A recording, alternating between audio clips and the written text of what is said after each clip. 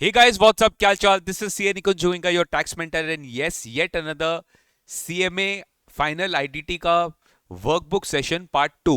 कल मैंने workbook session part 1 ले लिया था।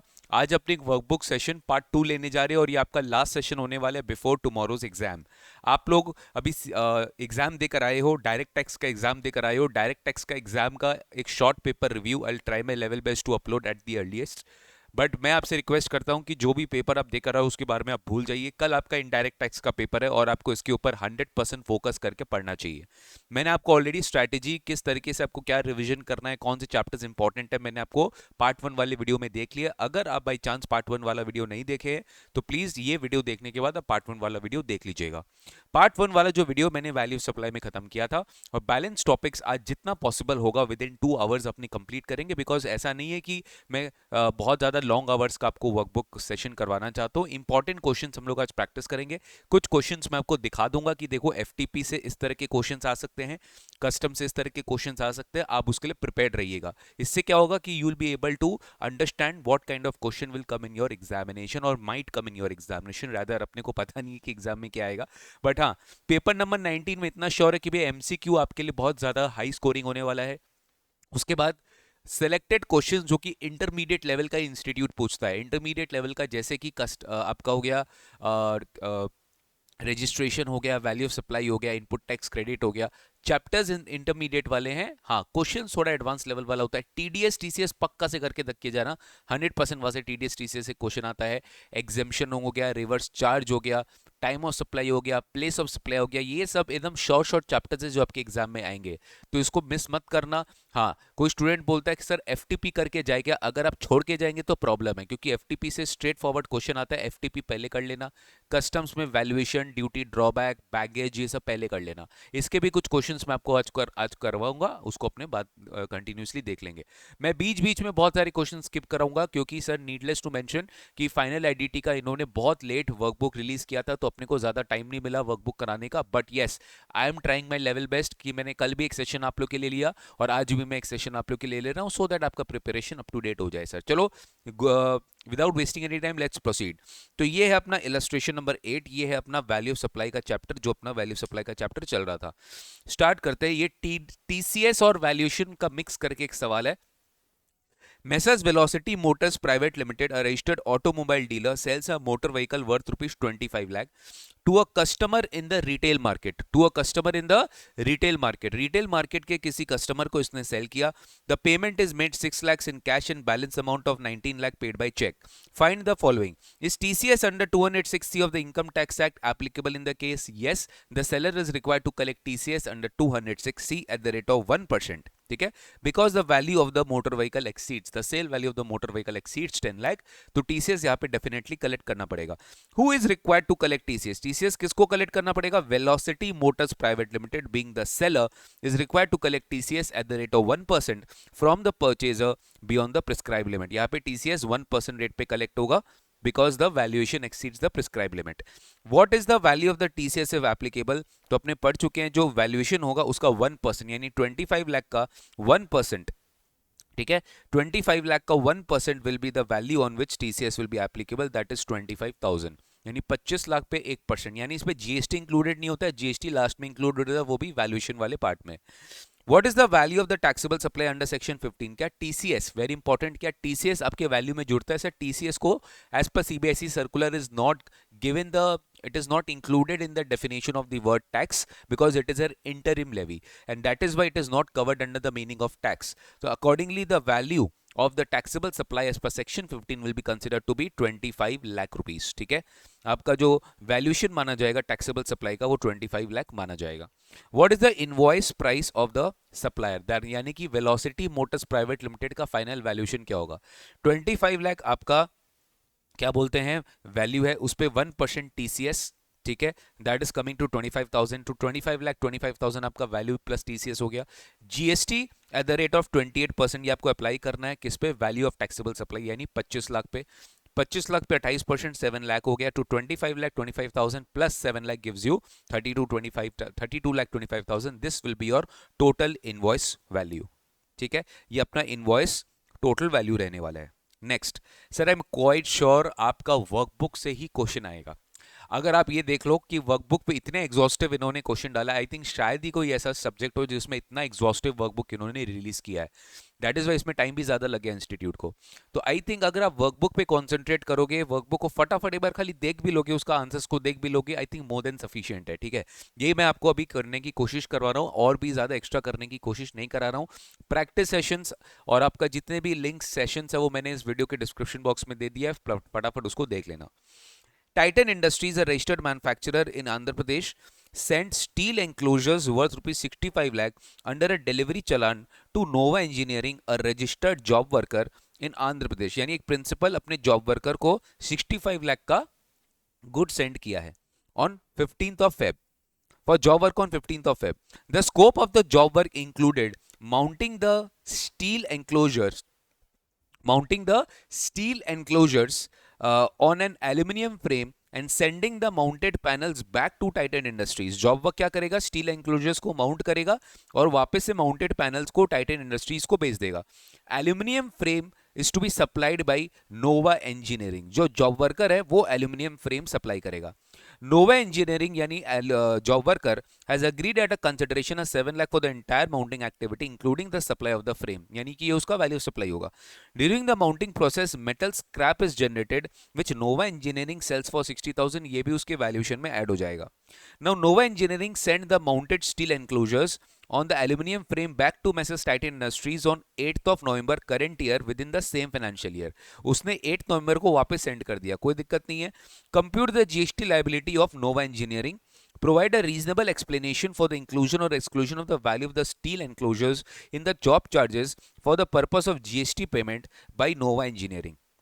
ठीक है, so basically since Nova engineering is engaged in job worker, the consideration of the job work which includes the amount of the steel enclosure A rupees 7 lakh, GST will be applicable on this 7 lakh eight the rate of 9% each, that is 63,000। Total GST यहाँ पे आपको दे दिया है। During the mounting process metal scrap is generated which is also supplied by Nova engineering, accordingly GST will be applicable eight the rate of 12%।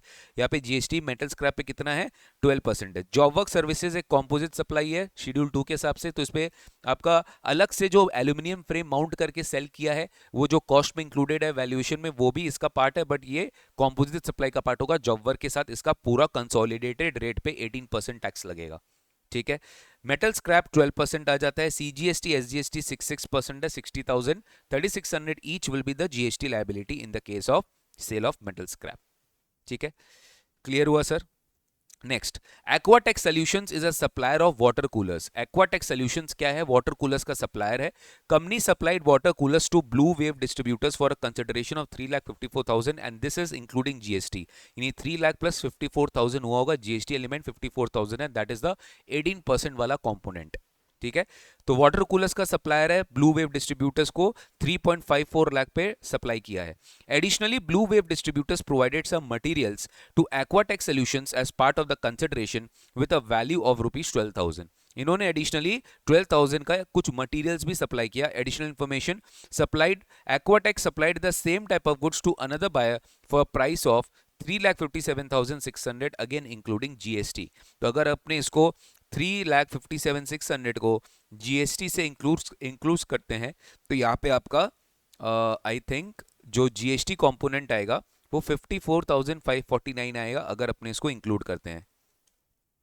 ठीक है, तो यहाँ पे जो जीएसटी कंपोनेंट आ रहा है वो 54,549 आ रहा है। Anyways let's see, determine the value of goods supplied by Aquatech solutions to blue wave distributor as per the provisions. What would be your answer? The price of 357,600 is not available at the time of supply to blue wave distributor, explain briefly। तो यहाँ पे guys ये जो question आ जाता है ये valuation का question आ जाता है, ये वैल्यू ऑफ सप्लाई का क्वेश्चन आ जाता है। यहाँ पर अगर आप इसका खाली वैल्यू निकालने जाए, ओपन मार्केट वैल्यू हो जाएगा ये 3,03,051 रुपीज। कैसे? क्योंकि इसमें अगर आप जीएसटी कंपोनेंट हटाते हो तो आपका बैलेंस अमाउंट क्या रहता है, 3,03,051 rupees. This is your balance amount, ये आपका जीएसटी का बैलेंस अमाउंट रहता है सर। ठीक है, अब इसमें देखो एक्वाटेक ने जो सप्लाई किया ये इंक्लूडिंग जीएसटी किया। They also provided some materials to Aquatech solutions private limited. Blue wave distributors ने कुछ मटेरियल दिया as a part of the consideration with a value of 12,000। तो in this situation the as per rule 27, अपने rule 27 लगाए तो open market value is relevant when the price is not the sole consideration, because यहाँ पे आपको खाली price नहीं मिल रहा है, आपको मटेरियल भी मिल रहा है। In this situation open market value क्या हो जा रहा है, 3,03,051। दस the value of taxable supply, यहाँ पे आप सिंपली ओपन मार्केट वैल्यू ले लेंगे, क्योंकि यहाँ पे आपको खाली 354 नहीं मिल रहा है। ध्यान देना, जो रेसिपिएंट है वो एक्वाटेक को कुछ मटेरियल भी दे रहा है, तो price is not the only consideration. So valuation rule as per rule 27, price is not wholly in money. In that situation आपका ओपन मार्केट वैल्यू को वैल्यू सप्लाई माना जाता है, जो कि आपको दिया हुआ है 3,03,051, आपने एक्सक्लूडिंग जीएसटी निकाल लिया। नेक्स्ट पार्ट पूछा, व्हाट इफ द आंसर में price of 357,600 is not available, तो भी आप आंसर निकाल लेंगे। आपका ये 3 लाख यहां से आ रहा है, प्लस ये 12,000 आपका यहां से आ रहा है, तो 3,12,000 आपका जीएसटी हो जाएगा, आई मीन वैल्यूएशन हो जाएगा, क्योंकि यहां पे आपको बता दिया है कि जो मटेरियल सप्लायर को मिला है, what is the value of the material, that is 12,000। तो 3 lakh is the excluding tax component value plus 12,000, that is 3,12,000 will be considered to be the total value of supply if the open market value is not available। अगर open market value available नहीं है तो 3,12,000 आपका क्या हो जाएगा, total valuation हो जाएगा सर। इस तरह के क्वेश्चन एग्जाम में बहुत एक्सपेक्टेड है।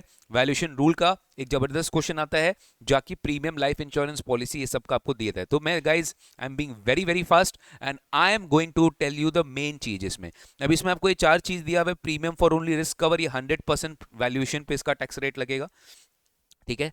Premium for only risk cover, premium from new subscription, ये फर्स्ट ईयर पॉलिसी है तो इसका 25% लगेगा। रिन्यूअल प्रीमियम के केस में 12.5% लगेगा, और सिंगल प्रीमियम के केस में 10% लगेगा। आपको यही रेट्स याद रखना था, ठीक है। 25, 12.5, 10 और स्टार्टिंग में एंटायर प्रीमियम। अकॉर्डिंगली ये जो वैल्यूएशन आएगा ये आप टैक्सेबल अमाउंट कर देंगे, ठीक है। Zenschem Industries registered in Himachal has supplied 30 tons of a chemical at a rate of 55,000 per ton to Omkar Enterprises, also located in Himachal Pradesh, on 12th October. The invoice for the supply was also issued on the same date. Invoice जो है वो भी same date को issue किया गया था। Additionally, the extra charges are this: freight, packing, payment, इस सब add हो जाएगा। Cost of a special instrument which is purchased by the supplier for manufacturing the chemical, ठीक है। एक स्पेशल इंस्ट्रूमेंट, ये भी अपने सीए इंटर लेवल के क्वेश्चंस में किए थे। ये सब कुछ क्या होने वाला है, आपका ऐड होने वाला है, ठीक है। ये सब कुछ क्या होने वाला है, ये आपका ऐड होने वाला है as a cost of special instrument, जो कि आपने परचेज किया है ओनली फॉर दिस केमिकल, तो वो आपके वैल्यू में ऐड हो जाएगा। As per the contract the supplier is required to get the chemical inspected by an independent agency before delivery. Inspection charges were directly paid by the recipient to the testing agency. So whatever expenditure incurred by the recipient on behalf of the supplier will be included in the value of supply if not included in the price. तो ये भी अपने को क्या करना पड़ेगा, 15,000 में add करना पड़ेगा। Zenschem also received 55 lakh as subsidy from the government. Government से सब्सिडी मिला है भाई, for setting up a manufacturing plant in Himachal. This is not a price link subsidy. It is not to be treated anywhere in the valuation. Omkar required to make the payment within 15 days, यानी recipient को 15 दिन में payment करना था, but payment was delayed and 18,000 was paid as interest for delay, और 18,000 जो है वो इंटरेस्ट पे किया गया for the delay of the payment interest. Compute the GST liability of the transaction, यहाँ पे आपको दिया है 12 अक्टूबर, ध्यान दीजिएगा 12 अक्टूबर को आपने सप्लाई किया है, ओमकार को 15 डेज में पे करने की रिक्वायरमेंट थी, पेमेंट डिले हुआ अंटिल दिसंबर, तो दिसंबर में जाके 18,000 मिला है, तो दिसंबर में इसका वैल्यू टैक्सेबल होगा, 9 अक्टूबर में इसका वैल्यू टैक्सेबल नहीं होगा। तो you had to mention this कि वैल्यू ऑफ टैक्सेबल सप्लाई, ये हम बात कर रहे हैं दिसंबर के लिए, तो दिसंबर में क्या करेंगे आप, इसको deem to be inclusive of GST मानेंगे, 18,000 डिवाइडेड बाय 118 इंटू 100, ये आपका वैल्यूएशन आ जाएगा, और इस पर आप टैक्स निकाल देंगे 2, तो ये हो गया आपका GST liability for the month of December. Total GST payable आप निकाल देंगे, ये हो गया आपका ग्रैंड टोटल जीएसटी पेबल। एकदम क्लियर है, देखो टाइम ऑफ सप्लाई बता ही दिया है। तो ये वाला पार्ट का जो टाइम ऑफ सप्लाई है, यानी कि 2,12,850, इसका टाइम ऑफ सप्लाई तो अक्टूबर में ही आएगा, but for the component of 2746 यानी 1373 which is pertaining to the interest for delayed payment of tax, इसका टाइम ऑफ सप्लाई दिसंबर में आएगा, और due date of payment of tax जनवरी में आएगा। ठीक है सर, बिल्कुल बिल्कुल बिल्कुल। Next, Techmex Solutions was a supplier of machinery, has supplied machinery to Vertex Industries located in Rajasthan on 5th May. The invoice for the supply was also issued on 5th May, making it at the time of supply Techmex solutions and Vertex industries related नहीं है।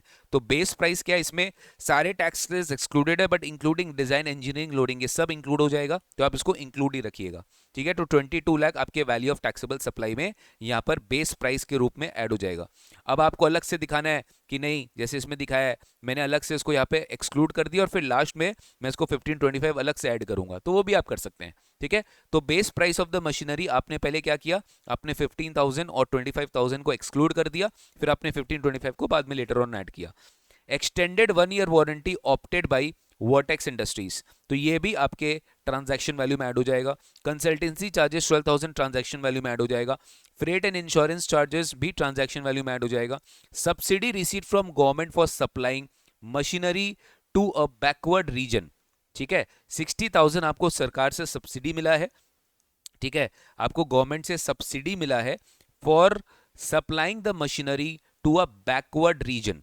ठीक है, ये आपको supply, और ये बोला है कि ये 60,000 ऑलरेडी यहाँ पे लेस किया गया है, इट इज नॉट एडेबल। ठीक है, 60,000 जो है आपको लेस किया गया, इट इज नॉट एडेबल, तो डेफिनेटली आपको इसमें कुछ इंक्लूड नहीं करना है, गवर्नमेंट सब्सिडी है। Additional amount receive from a joint venture partner, ये गवर्नमेंट से नहीं मिला है। और vertex industry for ensuring timely supply, ये टाइमली सप्लाई करने के लिए उसको एक सब्सिडी अलग से एडिशनल अमाउंट मिला है जेवी पार्टनर से, ये ऐड हो जाएगा sir. This is going to definitely be added in the value of supply. Cash discount on the 1% of the basic price, जो बेसिक प्राइस है, बेसिक प्राइस देखो 22 लाख है, बट ये आपका एक्सक्लूडिंग ऑल दी टैक्सेस है। ठीक है, ये आपका एक्सक्लूडिंग ऑल दी टैक्सेस है, but including design and engineering charges, loading and unloading. तो यहां पर क्या है, 22 लाख है आपका, ध्यान देना 22 लाख है। तो इन दिस सिचुएशन आप क्या करोगे, आप 22 लाख, तो आपका बेसिक प्राइस रहा नहीं ना, क्योंकि इसमें डिजाइन और इंजीनियरिंग दोनों है, इसलिए हमने बेसिक प्राइस इसको अलग से निकाला यहाँ पे 21,78,000, बिकॉज इस अमाउंट पे ही हमें डिस्काउंट रेट अप्लाई करना पड़ेगा। ठीक है, आप 22 लाख पे नहीं कर सकते, आप 21,78,000 पे डिस्काउंट रेट एप्लीकेबल करेंगे। तो 21,78,000 पे 1% यानी 21,780 आप लेस करेंगे, और आपका नेट वैल्यू जो आएगा वो टैक्सेबल वैल्यू आ जाएगा as your valuation of taxable value. ठीक है, ओके। ये नेक्स्ट क्वेश्चन है बेटा, ये एक बार आप खुद से देख लेंगे।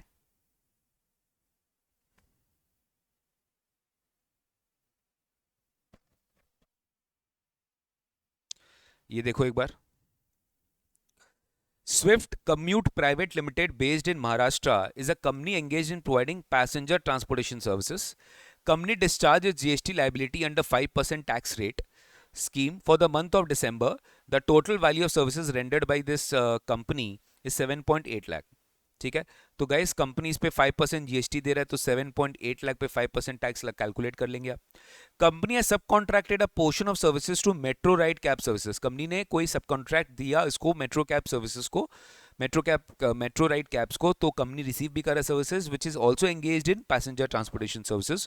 The total value amounted to 1.5 lakh and GST charge at 15%।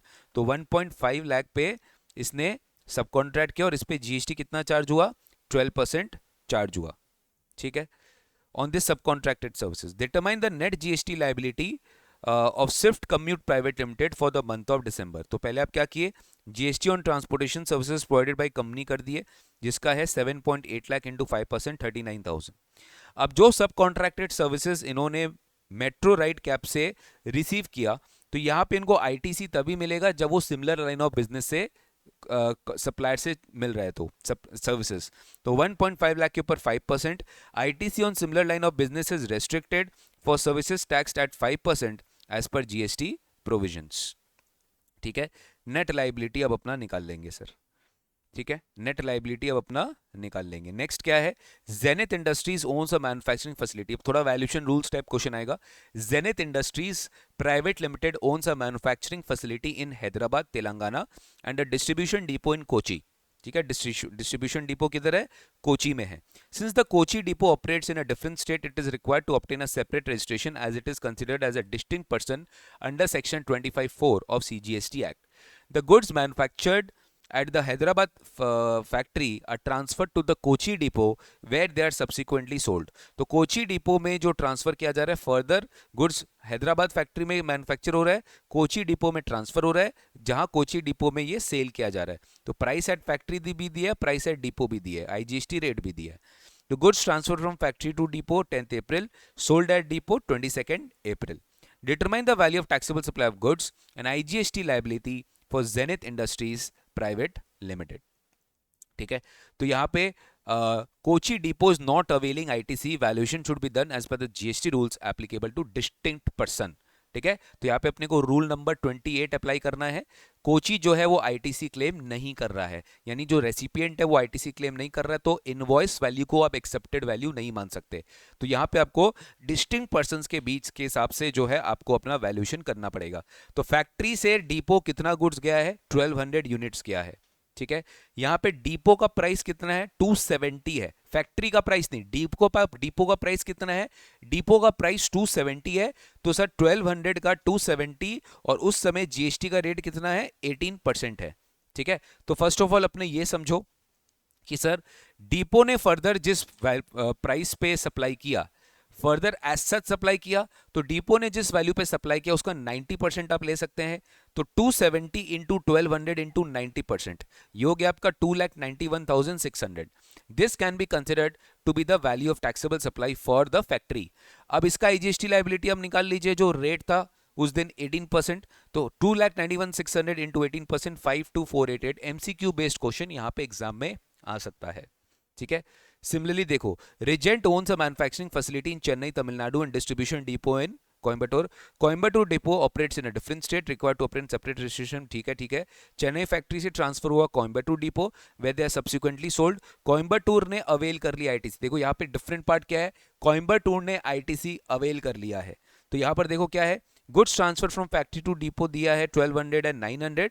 यहां पर डिफरेंट क्या रहेगा, बात को समझना. यहां पे डिफरेंट रहेगा कि रेसिपिएंट आईटीसी क्लेम कर पा रहा है, तो रेसिपिएंट को जिस भी वैल्यू में, यानी फैक्ट्री ने रेसिपिएंट को जिस भी वैल्यू में सप्लाई किया, that invoice value will be considered to be the open market value. तो यहाँ पे अपने को 1200 क्या करना पड़ेगा, into 240, that is deemed to be the open market value. इसका कोई 90 ऑल नहीं है, सिंपल इसका टोटल वैल्यू लेंगे और उसके ऊपर आपका जो जीएसटी रेट है 18% उस दिन का आप एप्लीकेबल करके ये आंसर निकाल लेंगे. मतलब तुम देखो कि रेसिपिएंट आईटीसी एलिजिबल है तो आपको फैक्ट्री वाला लेना है, रेसिपिएंट आईटीसी एलिजिबल नहीं है तो आपको डिपो वाला लेना है. ठीक है, यस सर. आगे बढ़े क्या, बिल्कुल बिल्कुल बिल्कुल. इसमें क्या प्रॉब्लम क्या है. Agrifine exports, a principal supplier of organic almonds, supplies them to its authorized agent Nutri Trade Distributor. The agent subsequently supplies organic almonds of similar kind and quality at a price of 6,800 per quintal on the date of supply. Additionally, another independent supplier, Fresh Harvest Agro Limited, supplies organic almonds of like kind and quality at a price of 6,200 per quintal. ठीक है, ये like kind and quality का supply हो गया. ठीक है, like kind and quality का supplier होगा. ये प्रिंसिपल टू एजेंट वाला क्वेश्चन है. Determine the value of taxable supply in the hands of Agrifine exports as per rule number 29A. ठीक है, तो यहाँ पर गाइज एकदम क्लियर है. यहाँ पे सबसे पहले तो अपने ये ले सकते हैं कि what ever the value of like kind and quality that can be the accepted valuation. और अपने ये ले सकते हैं कि इन this situation supplies organic this, इसमें ये अपने ले सकते हैं कि फर्दर जो सप्लाई होगा 6800 उसका 90% value can also be exercised bye the supplier. तो 6800 का 90% हो गया 6120. Either of the two prices. Again ये आपके एमसीक्यू में आ सकता है कि दोनों में से कोई भी हम लोग आंसर ले सकते हैं, आइदर 6200 और 6120. Any one of the price can be taken. Technova Systems, a supplier of laptops, supplies them to the authorized agent Digital Tech Distributors. Technova System is incorporated in Bangalore, Karnataka, while its agent is located in Mysore, Karnataka. तो एक company है, principal supplier of laptops, authorized agent को supply कर रहा है. Digital tech distributor, the principal is incorporated in Bengaluru, Karnataka, while agent is located in Mysuru, Karnataka. मतलब same state है. 10 दिसंबर को principal supplied laptops to its agent. Selling price क्या है, 10th दिसंबर को क्या है selling price, 1200 units. Price at the principal is 0, but price at which the agent supplied is 25,000. Rate क्या है, 18% है. रेट क्या है, 18%. अगेन एजेंट जिस वैल्यू पे सप्लाई किया प्रिंसिपल उसका 90% मान सकता है. Laptops procured by the agent from the other independent supplier of like kind and quality on 10 दिसंबर. आपको दे दिया क्या, 23,000 आपको यहाँ पे प्राइस दे दिया सर. ठीक है, 23,000. Again the value of taxable supply, Either it can be 23,000 value of like kind and quality, or it can be at the option of the principal, it can be considered to be 90% of 25,000, which is 22,500. Definitely it is more economical कि valuation lower आए, that is 90% 22,500. तो 22,500 को अगर वो 1,200 से multiply करेगा, that will give his total value of taxable supply. GST liability में CGST SGST आएगा because it is within the state. तो CGST 9% and SGST 9% जो है वो आपका respective tax liability आ जाएगा सर. ठीक है. अमित टेक्नोलॉजीज, अगेन गाइज ये सिमिलर तरह का क्वेश्चन है, मैं नहीं करवा रहा हूँ. ठीक है, एक बार करवा देता हूँ. Amit technologies a manufacturer customized industrial components at its production facility in Karnataka. The cost of production for 1500 units is 30 lakh. Cost of production 1500 units का क्या है? 30 lakh है. These products require further processing before sale, and for this purpose they are transferred from the Karnataka unit to another unit in Madhya Pradesh. Madhya Pradesh unit, apart from processing its own products, also provides processing services for similar products manufactured by other business. These products are later sold to the wholesalers. तो एक चीज ध्यान रखो, यहाँ पे सबसे important line दिया हुआ है, processing services for similar products manufactured by other businesses. ठीक है, there are no other manufacture units, मतलब ये कस्टमाइज्ड प्रोडक्ट है, इसका ओपन मार्केट वैल्यू मिलना मुश्किल है. Another manufacture located in MP supply similar industrial components and the price of the goods is 27,75,000. ऐसा क्वेश्चन मैंने आपको प्रैक्टिस सेशन में भी कराया है. ठीक है, ऐसा क्वेश्चन मैंने आपको प्रैक्टिस सेशन में भी कराया सर. इसमें भी वही है, रेसिपिएंट अगर आईटीसी के लिए एलिजिबल होगा, then whatever the invoice price will be accepted to be the open market value. ठीक है, अब यहाँ पे the open market value of 1500 unit is not available because the supplier manufactures customized product. Therefore the value of 1500 units to the Madhya Pradesh unit will be determined based on the value of goods of like kind and quality. Open market value नहीं है, तो ये जो like kind and quality है आपको वैसा ही valuation दिया है 27.75 लाख, आपको वही लेना पड़ेगा. फर्दर इफ द रेसिपिएंट यानी Madhya Pradesh unit is entitled to avail ITC, the value declared in the invoice by the Karnataka unit will be deemed to be the open market value, जो कि दिया नहीं है, बट आपको मेंशन करना पड़ेगा कि लाइक काइंड एंड क्वालिटी ले सकते हैं. And the recipient if eligible for ITC, then whatever invoice value declared by the supplier unit will be considered to be the open market value and can be considered to be the value of supply. इस तरह के question भी exam में आए हुए हैं. ठीक है, और मैंने भी आपको प्रैक्टिस सेशन में कराया है. 110% ऑफ कॉस्ट ऑफ प्रोडक्शन लेना है, रूल 30. कॉस्ट ऑफ प्रोडक्शन कैसे कैलकुलेट करना है? कॉस्ट अकाउंटिंग स्टैंडर्ड के हिसाब से कैलकुलेट करना है. ठीक है, तो क्या क्या आ जाएगा इसमें? कॉस्ट ऑफ मटेरियल इंक्लूसिव, तो आपको यहाँ पे एक्सक्लूसिव करना है. 1,25,000 डिवाइडेड बाई 112 इंटू 100. तो यहाँ पे इनपुट टैक्स जो है, tax will not form part of your cost. तो 1,25,000 डिवाइडेड बाय 112 इंटू 100. तो this is coming to be 1,16,000 sorry I repeat 1,11,607. तो 1,11,607 आपका जो है फुल्ली यहाँ पर ऐड हो जाएगा. फिर direct wages, other direct materials, ये दोनों के दोनों ऐड हो जाएंगे. ये दोनों आपने ऐड कर दिया. Computer for official purpose, computer आपका असेट है, तो एसेट आपके मटेरियल के कॉस्ट में ऐड नहीं होगा, तो आपको ये नील करना पड़ेगा. नेक्स्ट क्या है? Quality control test incurred for production process add हो जाएगा. Engineering charges paid for installation of machinery, again it will be cost of the machine, तो ये ऐड नहीं होगा. अदर फैक्ट्री ओवरहेड 30,500 ऐड हो जाएगा. Salary of staff appointed for office duty, office duty है, general overhead है office का, ये प्रोडक्शन कॉस्ट में ऐड नहीं होगा. सेल ऑफ स्क्रैप रियलाइज्ड आप 2200 जो है लेस कर देंगे. एक्चुअल प्रॉफिट मार्जिन अपने को भी लेना देना नहीं है. Administrative overhead 100% product administrative work है, प्रोडक्शन वर्क नहीं है, तो यहाँ पे आप इसको लेस ऐड नहीं करेंगे. सेलिंग डिस्ट्रीब्यूशन ओवरहेड को आप ऐड नहीं करेंगे. तो लास्ट आपका 30,500 में सेल ऑफ स्क्रैप माइनस करके कॉस्ट ऑफ प्रोडक्शन आ गया, उसमें आपने 110% निकाल दिया, which is considered to be your total value of supply. ठीक है, नेक्स्ट सेम इसी तरह का क्वेश्चन है, ये भी मैंने आपको क्लास में प्रैक्टिस सेशन में करा दिया था, तो मैं लेकर नहीं जा रहा हूँ. हाँ, इसमें खाली कुछ एडजस्टमेंट डिस्कस कर लेता हूँ. नॉर्मल लॉस जो होता है ना, जो नॉर्मल लॉस होता है इसमें दो तरह का चीज़ है. एक तो अब नॉर्मल लॉस है, ठीक है, नॉर्मल लॉस इसमें नहीं है, बट नॉर्मल लॉस का ट्रीटमेंट होता है. अब नॉर्मल लॉस का कोई ट्रीटमेंट नहीं होगा, अब नॉर्मल लॉस आपका कंसिडर नहीं किया जाएगा. वीआरएस कॉम्पनसेशन जो है वो भी एम्प्लॉय कॉस्ट है, वो भी आपका कंसिडर नहीं किया जाएगा. ठीक है, ये चीज़ आप याद रखेंगे. Zoro Manufacturing, manufacturer of taxable goods, provided the following cost details, assuming no opening or closing inventory. Compute the transaction value as per rule number 30 of the GST rules for GST purposes. ठीक है, तो ये आपके के सारे details है। IGST paid का जो इनपुट टैक्स क्रेडिट है वो आपने ले लिया है, वो यहाँ पर आपको दिया हुआ है। ठीक है, तो cost of direct material inclusive of IGST, आप खाली आईजीएसटी का कंपोनेंट हटा के बाकी ऐड कर देंगे। Cost of direct salary including HRA of 15,000, house rental allowance दिया है 15,000 का, और डायरेक्ट टोटल सैलरी है 40,000 का, आपको टोटल जो है ऐड कर देना है। कंज्यूमेबल स्टोर्स जो है ऐड कर देना है 10,500 का, कंज्यूमेबल स्टोर्स आप ऐड कर देंगे। ठीक है, क्वालिटी कंट्रोल कॉस्ट, अच्छा डेप्रीसिएशन और मशीनरी, ध्यान दो मशीनरी खरीदने का कॉस्ट आपका कैपिटल एक्सपेंडिचर है, डेप्रीसिएशन आपका वेयर एंड टेयर है जो कि अल्टीमेटली प्रोडक्शन से रिलेटेड है, ये आप अपने कॉस्ट अकाउंटिंग स्टैंडर्ड के हिसाब से ऐड कर देंगे। क्वालिटी कंट्रोल कॉस्ट ऐड कर देंगे, research and development cost add कर देंगे। अब रहा बात एडमिनिस्ट्रेटिव कॉस्ट का, तो इसमें प्रोडक्शन रिलेटेड क्या है, खाली 2800 है, प्रोजेक्ट मैनेजमेंट और इंटरेस्ट एंड फाइनेंशियल चार्ज आप इंक्लूड नहीं करेंगे। Cost incur due to break down of machinery, तो ये भी आपके जो है कॉस्ट में इंक्लूड नहीं होगा। Amortized cost of moulds and tools receive free of cost from the recipient of the goods, recipient से आपको फ्री ऑफ कॉस्ट मिला है, आपका कॉस्ट तो लगना चाहिए। ठीक है, ऑल दो रेसिपिएंट को आपको कुछ खर्चा नहीं देना पड़ा, तो 850 के हिसाब से it must be included. Selling and distribution cost नहीं करेंगे कुछ ऐड, और स्क्रैप वैल्यू जो है आपको रिड्यूस करना पड़ेगा अपने टोटल वैल्यूएशन में से, तो ये आपका टोटल कॉस्ट आ जाएगा, उसका 10% मार्जिन ऐड कर देना, 110% हो गया, दैट इज 1 लाख समथिंग।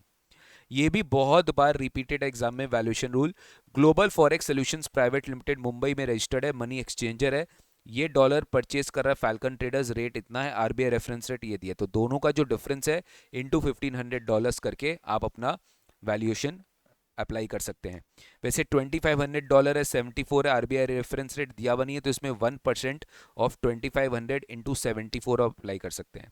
तो फर्स्ट आंसर आ गया 1% इंटू 74 इंटू 25, और पहला पार्ट क्या है आंसर 75 और 75.8, ये दोनों का डिफरेंस, इसका $1,500, ये आपका वैल्यू सप्लाई आ गया 1,200, तो पहला पार्ट एकदम क्लियर है। नेक्स्ट है रूल नंबर 32 सब रूल 2 क्लॉज बी। नेक्स्ट क्या है रूल नंबर 32 सब रूल 2 क्लॉज बी, यहाँ पे आपको स्लैब रेट देखना पड़ेगा। पहले आपको 1500 है 75 पर डॉलर से, ठीक है, तो 1500 इंटू 75 क्या है 1,12,500, ये ग्रॉस करेंसी एक्सचेंज है, तो यहाँ पे आप क्या करेंगे अप टू 1 लाख, ये आपका 1% हो जाएगा 1 लाख का, विच इज़ 1000। फिर आप क्या करेंगे 12,500, फिर आप क्या करेंगे 12,500, ठीक है, एक मिनट,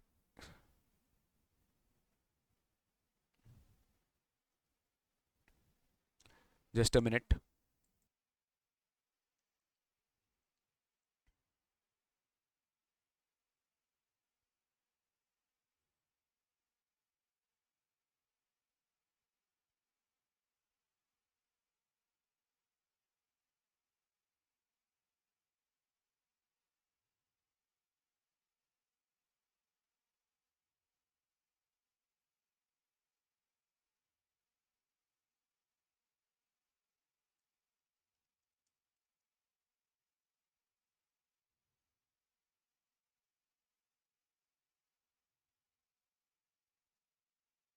ठीक है, तो आपको 1% लेना पड़ेगा, अप टू 1 लाख तक का 1% है। फिर नेक्स्ट जो 1 लाख टू 9 लाख है, ये 12,500 बेटा 0.5% होगा इसमें, ठीक है, I think it's a mistake है, ये मिस्टेक है यहाँ पे, आपका 12,500 होगा, तो स्लैब वाइज है, ये 1% पूरे वैल्यू पे नहीं लगेगा, अप टू 1 लाख पे 1% लगेगा, 1000 निकाल लिए, फिर नेक्स्ट 12,500 पे ये जो लगेगा वो आपका 0.5% के हिसाब से लगेगा, तो 12,500 पे अपने 0.5% निकालिए 62.5, टोटल वैल्यू हो गया 1062.5, ठीक है। नेक्स्ट आप देखो $2,500 आपने 74 पर डॉलर के हिसाब से किया, तो 2,500 इंटू 74 ये आपको दे रहा है 1,85,000, ग्रॉस करेंसी एक्सचेंज कितना है 1,84 आई मीन सॉरी 1,85,000, तो यहाँ पे भी सेम होगा, अप टू 1,01,000, और नेक्स्ट 85,000 पे जो है वो 0.5% लगेगा, 85,000 पे 0.5% विच इज़ 425, तो ये क्या हो जाएगा 1,425, ठीक है, तो ये आपका आंसर आ गया। वैसे देखो एयर ट्रैवल फेयर में अगेन इस तरह के क्वेश्चंस एग्जाम में आए हुए हैं। एयर ट्रैवल फेयर में आप जीएसटी लाइबिलिटी कैसे निकालेंगे, एयर ट्रैवल फेयर में आप जीएसटी लाइबिलिटी कैसे निकालेंगे, यहाँ पे आपसे क्या पूछा है, compute the GST liability for the quarter ending this also determine whether GST liability would be reduced if the company opts for the special provision. Special provision में जाए कि नॉर्मल प्रोविजन में जाए, ठीक है, स्पेशल प्रोविजन में जाए कि नॉर्मल प्रोविजन में जाए। अगर स्पेशल प्रोविजन में नॉर्मल प्रोविजन में जाते हैं तो जो भी फेयर कलेक्ट हुआ है उस पर कोई मतलब नहीं है। कमीशन जो आपको एयरलाइन से मिल रहा है, एयरलाइन से जो भी मिलेगा that will be considered to be the value of taxable supply. तो एयरलाइन से एक कमीशन मिल रहा है और एक ईयर एंड बोनस मिल रहा है, तो 520 प्लस 75 595 पे अपने को 18% जीएसटी 1,07,100 देना पड़ेगा। लेकिन मान लो अगर आप स्पेशल प्रोविजन में जाते हो तो स्पेशल प्रोविजन में you will see what ever the collection of tickets from bookings. तो बेसिक एयर फेयर जो डोमेस्टिक का है इसका 5% लेंगे, ठीक है, और जो इंटरनेशनल का इसका 10% लेंगे। तो 60 लाख का 5% और 95 लाख का 10%। तो 60 लाख का आप क्या ले लेंगे, 5% ले लेंगे 3 लाख, और 95 लाख का 10% 9.5 लाख ले लेंगे। टोटल आपका 12.5 लाख आ गया। उस पर जीएसटी रेट अप्लाई करके आपका 2,25,000 will be your GST liability, ठीक है। उसी तरीके से इंश्योरेंस पॉलिसी यहाँ पर है। इंश्योरेंस पॉलिसी का इस तरह का क्वेश्चन हम लोग कर चुके हैं, मैं रिपीट नहीं करवा रहा हूँ, ठीक है। मजा ज़बरदस्त है, मतलब अगर लोग थोड़ा पहले निकाल देते ना तो सीरियसली आज सिचुएशन कुछ और ही होता। कोई बात नहीं, दे रहा है दुरुस्त ना है, अपने कर रहे हैं। मैं नहीं कराता तो फिर आपका बात होता, बट मैं आपको करवा रहा हूँ बेटा, तो इसमें कोई दिक्कत नहीं आनी चाहिए आपको, ठीक है। जितना पॉसिबल है मैं आप लोग के लिए करा रहा हूँ। ये एक उसका क्वेश्चन है मार्जिन स्कीम का। Swift Auto Dealers, a registered car dealer, sells new luxury cars at 15.5 lakh. Dealership runs a promotional offer allowing customers to exchange their old car when purchasing a new car. One customer traded in their old car which was valued at 3.25 lakh as part of the offer. Old car का value 3.25 lakh है. Consequently, Swift Auto Dealer sold the new car to the customer at a final price of 12.25 lakh. ठीक है, final price after adjusting the exchange value. ध्यान देना, जो open old car का, जो new car का value without exchange 15.5 lakh है, old new car का विद एक्सचेंज वैल्यू हो जाएगा 12.25 लाख। बट ऑब्वियस है क्योंकि इससे आप रिड्यूस कर दिए। CGST CGST department has demanded GST to be paid on full 15.5 lakh, arguing that it should be calculated on the full sale price of the new car. However, Swift Auto dealers contend that the GST should be levied only on the margin, that is 12.25 lakh as per Rule 32(5) of CGST rule. First, let me tell you that this is a case of a margin scheme, and it is only applicable to dealers who are buying and selling second hand goods provided they do not avail ITC on some such purchase. In this case, Swift Auto dealers जो है, they are selling a new car, not a second hand good. ये कोई second hand good नहीं है, new car है. Hence, this transaction involves a brand new car, and hence provision of margin scheme does not apply. Accordingly, the value of supply should be 15.5 lakh, which is the full value of the new car without exchange, which is considered to be open market value. The CGST department view is correct, and GST should be charged on the total sale price rather than the net price after adjusting the exchange value. ठीक है, एकदम clear हो गया sir? बिल्कुल clear हो गया। जो margin scheme का क्वेश्चन है वो ये है, pixel pro traders registered GST dealer engage in the business of second hand goods. जहां पे सेकंड हैंड गुड्स आएगा, वर्ड यूज किया रहेगा, वहीं पे मार्जिन स्कीम लगेगा। has supplied a used DSLR camera to customer in Hyderabad for sale of 22,000. Camera originally 14,000 में purchase किया गया था from a registered dealer located in Pune, on which CGST SGST of 1960 each was charged. GST rate 20% है, तो यहाँ पे definitely क्या हो जाएगा, 28% रेट दे दिया। अगर ITC अवेल्ड है तो मार्जिन स्कीम नहीं मिलेगा, ITC अवेल्ड नहीं है तो मार्जिन स्कीम मिल जाएगा। अगर ITC अवेल्ड है तो आप क्या करेंगे, आपका फाइनल सेल वैल्यू क्या है, 22,000 है, तो 22,000 में आप IGST निकाल दिए, क्योंकि ये जो है ये रजिस्टर्ड डीलर कहाँ पे है, पिक्सल रजिस्टर्ड डीलर हैदराबाद में है, ठीक है। कैमरा ओरिजिनली परचेज पुणे में किया from a registered car dealer in Pune on which this, and यहाँ पे लिख दिया ही they charge IGST at the rate 28%, तो यहाँ पे आप IGST एट द रेट 28% लगा दिए 6160 के हिसाब से। और फिर यहाँ पर आप ITC अगर क्लेम कर रहे हो तो परचेज किया 1960 ईच में, तो 1960 आपका CGST SGST वो आप यूज़ कर लेंगे IGST में, नेट पेमेंट आपका इतना आ जाएगा। तो 6160 minus 1960 minus 1960, 2240 will be considered to be your net GST payable. लेकिन यही अगर आपका ITC अवेल नहीं होता, आपके ऊपर मार्जिन स्कीम जो है एप्लीकेबल नहीं होता, मार्जिन स्कीम एप्लीकेबल होता, तो आपकी जो मार्जिन है, मार्जिन क्या है, सेल प्राइस है 22,000 और परचेज वैल्यू है 14,000, तो 22,000 एंड 14,000, ठीक है। तो एक चीज देखो, 22,000 एंड 14,000, ठीक है। तो 14,000 सबसे पहले आपका कॉस्ट कितना है, 14,000 प्लस जीएसटी, क्योंकि आप आईटीसी नहीं ले रहे हो। तो 14,000 प्लस उसका 28% लेकर दीजिए। तो 14,000 और 28% अगर आप करते हो तो ये आता है आपका 7920। तो 22,000 माइनस 7920 अगर आप ये करते हो तो आपका मार्जिन आता है 480, 4080। और 4080 में अगर आप जीएसटी लायबिलिटी निकालना चाहते हो तो 4080 में आपका जीएसटी लायबिलिटी 28% के हिसाब से आ जाएगा 1142। 1142 आपका जीएसटी लायबिलिटी आ गया, ठीक है। सिमिलरली आपका लोन का क्वेश्चन है। लोन का क्वेश्चन क्या है सर, कि if any car is repossessed by the bank because of the defaulting borrower has not repaid the loan, in that situation how will the valuation will be impacted. तो यहाँ पे purchase cost जो है वो 5% पर quarter less करना पड़ेगा। This is the main part.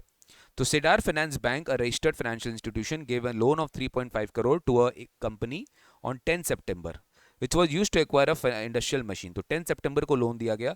After the Pioneer Equipment defaulted on payment, the Cedar Finance Bank repossessed the machine on 5th Feb, and the bank sold on 15th May. थोड़ा ध्यान दीजिएगा, 15th May को bank ने बेचा, 15th May में bank ने बेचा, और बैंक ने जो रीपोजेस किया वो 5th फरवरी को रीपोजेस किया। बैंक ने जो रीपोजेस किया वो 5th फरवरी को रीपोजेस किया, ठीक है। तो यहां पर जो डेप्रीसिएशन निकलेगा वो डेट ऑफ रीपोजेशन से लेके डेट ऑफ सेल के बीच में जो पार्ट है वहां तक का निकलेगा, क्योंकि बैंक उसी से कंसर्न्ड है। Determine the value of taxable supply of the machine in the hands of the bank in this two cases. Machine was sold for 3.25 crore. तो 3.25 करोड़ में मशीन बिका। केस 2 में मशीन 2.95 में बिका। First of all original machine का cost है 3.5 करोड़, उनमें से हमने डेप्रीसिएशन क्वार्टर वाइज हटा दिया। तो 5th फेब से लेके है 15th मई, तो जनवरी फरवरी मार्च और अप्रैल मई। तो यहाँ पर 2 क्वार्टर आएगा इनटू 5% ईच। तो यहाँ पे कितना आ गया 10%। यहाँ पे आपको 10% लेस करना पड़ेगा। तो यहाँ पे आप 10% लेस करेंगे 3.5 करोड़ का 35 लाख, आपका नेट जो परचेज कॉस्ट आएगा वो आएगा 3.15 लाख, ठीक है। तो this is the final value used for margin calculation.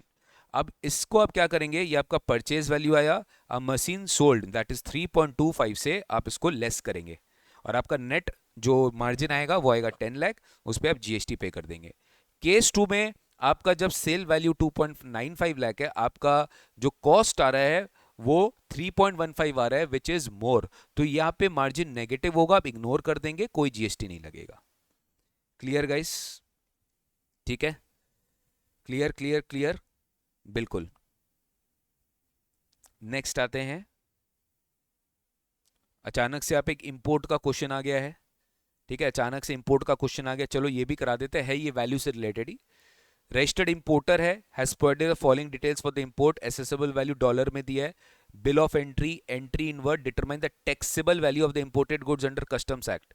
तो गाइस अपन को पता है कस्टम्स एक्ट के हिसाब से वैल्यूएशन पहले निकालने बोला है। तो यहाँ पे आपको पता है date of bill of entry, आपका उस दिन का एक्सचेंज रेट लेना है आपको। तो exchange rate date of bill of entry का ले लेंगे 15 मार्च 2025। तो ये हो गया आपका 78 इंटू 12,500, ये हो गया 9,75,000, ठीक है। तो exchange rate as on bill of entry date applicable section 14 में, ठीक है। तो बेसिकली क्या होता है कि rule valuation rule of GST में दिया है कि whatever date relevant for customs act will be used even for the GST valuation purpose, ठीक है। डन डना डन डन। अब गाइज यहाँ पर पूरा का पूरा जो है अगेन यहाँ पे प्योर एजेंट वाला पार्ट आया, प्योर एजेंट, ठीक है। ये भी हमने आपको कराया हुआ है, प्लीज एक बार आप इसको गो थ्रू कर लेना। प्योर एजेंट में कौन कौन से चार्जेस है, जैसे unloading charge, transport charge, custom duty, dock due, port charge, ये सब इंक्लूड कभी नहीं होते हैं, because these are a pure reimbursable cost. बाकी जो लॉजिंग कॉस्ट है, ट्रैवल एक्सपेंस है, टेलीफोन एक्सपेंस है, सब इंक्लूड हो जाता है आपका वैल्यू ऑफ टैक्सेबल सप्लाई में, ये सब कुछ इंक्लूड हो जाता है। लेकिन अगर लमसम कंसिडरेशन है तो सब कुछ ही टैक्सेबल है, because individual pure agent expenses are not given in the invoice, so it is no longer separately identified, then the entire value becomes the taxable value, ठीक है। फिर आपका जो पूरा वैल्यू हो जाएगा वो टैक्सेबल हो जाएगा। देखो चलो वैल्यूएशन में अपने काफ़ी सारा क्वेश्चंस कर लिए हैं, पॉसिबल नहीं है कि आपको एक एक क्वेश्चन वैल्यूएशन का कराना। अब मैं आपको एक बार आईटीसी में लेकर चलता हूँ, इनपुट टैक्स क्रेडिट। ठीक है, आईटीसी में लेकर चलता हूँ इनपुट टैक्स क्रेडिट। चलो आईटीसी में एक बार अपन चलते हैं। ठीक है, इनपुट टैक्स क्रेडिट काफ़ी बड़ा पार्ट है, तो आईटीसी में लेट्स प्रोसीड। उसके बाद एक बार मैं ना आपको कुछ सेलेक्टेड चैप्टर्स में लेके चलूंगा, कस्टम्स में लेके चलूंगा, एफटीपी में लेके चलूंगा। कस्टम एफटीपी भी 30% मार्क्स का आता है, तो अपने को अभी टाइम को मेंटेन करते हुए अपने को ऐसा नहीं कि एक एक चैप्टर करना बेटा पॉसिबल नहीं है, थोड़ा आप अपना एफर्ट देना। पॉसिबल नहीं कि मैं आपको सारा चैप्टर्स करा सकूं, लार्जली जो रेलिवेंट चैप्टर्स है वो मैं डेफिनेटली ट्राई करूंगा आपको कराने का within the limited period of time. Alpha manufacturing private limited taxable goods manufacture कर रहा है to compute its ITC for the month of नवंबर। तो इसमें तो एक तो यार कंडीशंस बहुत अच्छे से पढ़ के जाना, सेक्शन 16 1 2 3 4। ब्लॉक क्रेडिट्स बहुत अच्छे से पढ़ के जाना, 17.5 18.6 बहुत अच्छे से पढ़ के जाना। Supply of capital goods if ITC has been taken, ये बहुत ही अच्छे से पढ़ के जाना। सेक्शन 18 में कुछ स्पेशल केसेस होता है आईटीसी क्लेम करने का, वो भी अच्छे से पढ़ के जाना। आई input tax credit for job worker, return कब करना है, सेंड कब करना है, डीम सप्लाई कब होगा, एडिशनल प्लेस ऑफ बिजनेस कब शो करना है, बढ़िया से पढ़ के जाना। ठीक है, ये सब चीज जो है इंपॉर्टेंट है। तो आईटीसी में देखो सबसे पहले one invoice on which GST payable is 12,000 is missing. तो आप 120 का है तो आपको 12,000 का क्रेडिट नहीं मिलेगा, बैलेंस मिल जाएगा। Supplies to be received in 2 installments, first installment received in November, तो यहाँ पे ITC received eligible on the receipt of the last installment, तो इसका भी आपको क्रेडिट यहाँ पर नहीं मिलेगा। Capitalized at full invoice value including GST to avail depreciation. If depreciation is claimed on the tax component, then it will not be covered here. यहाँ पे आपको ITC नहीं मिलेगा। One invoice date 15th Feb with GST payable at 55,000 received in November. ध्यान दो, input services है, इसमें से एक ये जो इनवॉइस है विद जीएसटी पेबल ऑफ 55,000 ये आपको नवंबर में मिला है। ठीक है, तो इन दिस सिचुएशन थोड़ा ध्यान रखो, अगर आपको 15 फेब का इनवॉइस है, ये आपको नवंबर में मिला है।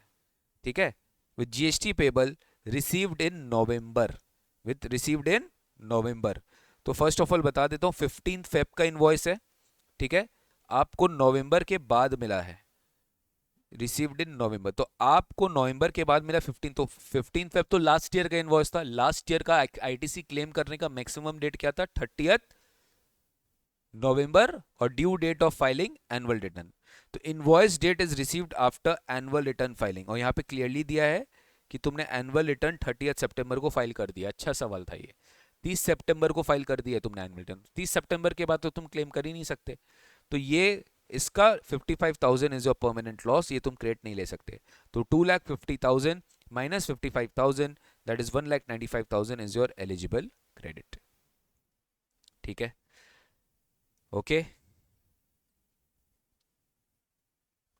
Advice on the availability of ITC. Transit Industries purchase a mini bus with a seating capacity, भाई बस है, ठीक है, मिनी बस है, और सीटिंग कैपेसिटी 16 पर्सन्स का है। ठीक है, अप टू 13 तक ब्लॉक्ड होता है, उसके ऊपर नहीं। For purpose of transporting its employees between homes and companies, definitely this bus is purchased as sitting capacity of 16%. Restriction does not apply as the blocking is only for motor vehicle used for passenger transportation up to 13 seating capacity. Therefore, ITC is allowed. Ceramic Styles Limited, a manufacturing enterprise, acquired 2 heavy-duty trucks for transportation of its finished goods from production facility to dealers situated across various states in India. तो यहाँ पर क्या है कि ये manufacturing company है, 2 trucks acquire करके रखा है, ट्रक्स है ट्रक्स, तो डेफिनेटली आपको इसका भी आईटीसी मिल जाएगा। ऑटोवोग Motors, a luxury automobile dealership based in Vasant Vihar, purchased 5 premium sedans, for onward sale to customers। ठीक है, अगर आप कस्टमर्स को बेचने के लिए कर रहे हो तो आईटीसी मिल जाएगा, because it is for further supply. Orion Frame Movers availed outdoor catering services to operate as a factory canteen, which is mandatory required to be maintained under Factories Act. If it is normally ITC on catering services is blocked unless such services are mandated under any law. Where the Orion Freight Movers is required to provide a canteen under the Factories Act, the ITC on outdoor catering services is allowed. ठीक है, तो ये आपका यहाँ पर clarity आ गया आपको sir. ठीक है, ठीक है, एक तो ये एक प्रैक्टिकल लेवल का क्वेश्चन करते हैं। Zedin Stationery made the following taxable supply to its customer Mr. Karan for the quarter। मैं आपको ना रूल 42 43 का भी कुछ क्वेश्चन कराऊंगा, जो कि आईटीसी का एक इंपॉर्टेंट पार्ट होता है, कॉमन क्रेडिट डिस्ट्रीब्यूशन का। 4 अप्रैल, 12 मई, 21 मई, 3 जून, 25 जून, ये 5 डेट्स आपको दिए, इनवॉइस नंबर दिया, इनवॉइस वैल्यू दिया है. Goods mentioned in invoice number 1102, 1230 and 1254, ये तीन का goods were returned by mister Karan. आपने जिसको भी सप्लाई किया उसने रिटर्न कर दिया, क्रेडिट नोट इशू करना पड़ेगा भैया. Now advise whether Zenith stationery can issue a consolidated credit notes for the returned goods. ठीक है, can a supplier issue a consolidated credit note? Yes, a supplier may issue a consolidated credit note for multiple invoices issued in the same financial year without linking the same credit note to individual invoices. Accordingly, Zenith Stationery can issue a single credit note for the goods written by Karan against invoice number all these three invoices, तो 1102, 1230 and 1254, बिना linking के वो ऐसा कर सकता है. Next guys, ये बहुत बार किए एग्जाम में भाई, लिफ्ट्स का है, हायर चार्जेस का है, इसमें आपका पूरा का पूरा composite supply, principal supply, mix supply, ठीक है, आईटीसी, सबका नॉलेज कम आएगा, अच्छे से करके जाना है ऐसा ऐसा क्वेश्चन. ठीक है, चलो next. Kunal Mehra registered supplier, ये भी कर चुके हैं. Trading of industrial chemicals page GST under regular scheme, ये सारा सप्लाई, इसमें C+S लग जाएगा, इसमें I लग जाएगा. ये has made the following supplies. Registered dealer है, इंट्रा स्टेट परचेज, तो इसमें C+S का इनपुट मिलेगा. Insta state from unregistered dealer, इसमें कुछ नहीं है sir. Inter state purchase from registered dealer, इसमें IGST है, ये ओपनिंग बैलेंस दे दिया है. On 15 September Mehra purchase inter state vehicle for business use at a total price of this. Business purpose के लिए इन्होंने व्हीकल खरीदा है, व्हीकल मोटरसाइकिल है, capitalized at full value including GST on the same day to claim depreciation. इसका कोई credit नहीं मिलेगा because depreciation is claimed on the tax component. Out of the interstate purchase from registered dealer, goods worth ₹1,20,000 were received on 3 October. ये किसका निकाल रहे हैं आप? सितंबर का निकाल रहे हैं. तो सर एकदम क्लियर है, इंटरस्टेट परचेज में से आप 120 माइनस कर देंगे, माइनस करके जो वैल्यू आएगा इस पे आपको अपना रिड्यूस्ड IGST निकालना पड़ेगा. माइनस करके जो वैल्यू आएगा आपको रिड्यूस्ड IGST यहाँ पर निकालना पड़ेगा. ठीक है, तो सबसे पहले अपने क्या कर लिए, अपने 30 लाख के ऊपर और 6 लाख के ऊपर अपने अपना अपना निकाल लिए. 30 लाख, 6 लाख, 6 लाख. ठीक है, ITC का पहले कैलकुलेशन कर लो कि ITC का पहले बेटा कैलकुलेशन कर लो कि इनपुट टैक्स क्रेडिट तुम कैसे कैसे ला रहा है, इनपुट टैक्स रेट कैसे कैसे ला रहा है, वो पहले पूरा कैलकुलेशन कर लो. IGST पहले देखते हैं, 16 लाख और इसमें अपने को माइनस करना है intra state supply of goods. एक मिनट, तो ये तो अपने निकाल के दिखा दिए 270, 1818. ठीक है, निकाल के दिखा दिए. अब ओपनिंग बैलेंस अपने ITC का निकालिए 110,75,65, 110,75,65. इंट्रा स्टेट क्या है 2,50,000, तो 2,50,000 का अपने को 99% ऐड करना था, हमने कर दिए. फिर 16 लाख माइनस 12 लाख 120 करना पड़ेगा, 14 लाख 80. 14 लाख 80 का हम 18% निकाल के 266,400 यहाँ पर ऐड कर दिए, हमारा टोटल ITC आ गया. अब ये जो टोटल ITC आया आप यूज कर लेंगे टू पे योर GST. ठीक है, Stellar Components, a registered manufacturer engaged in the taxable supply of industrial goods, made the following purchases during the month. Details आपको दिया है. Determine the amount of ITC available. Capital goods purchased on which depreciation has been claimed on the full value including GST. तो इसका credit आपको नहीं मिलेगा sir. Goods purchased from धर्म distributors, invoice received in January, goods received in March. Goods receive नहीं हुआ तो credit नहीं मिलेगा.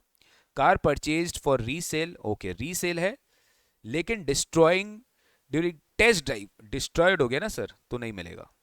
Setting up telecommunication towers, immovable property, ये जो है टेलीकम्युनिकेशन टावर्स के लिए जो आप करके रखे हो ये इमोल प्रॉपर्टी है, ये आपका प्लांट एंड मशीनरी में कवर्ड नहीं है.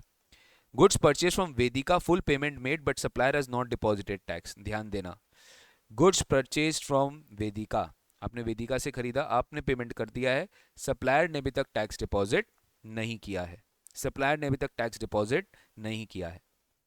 ठीक है, आइडियली इसका भी क्रेडिट नहीं मिलना चाहिए, इंस्टीट्यूट दिखाया है.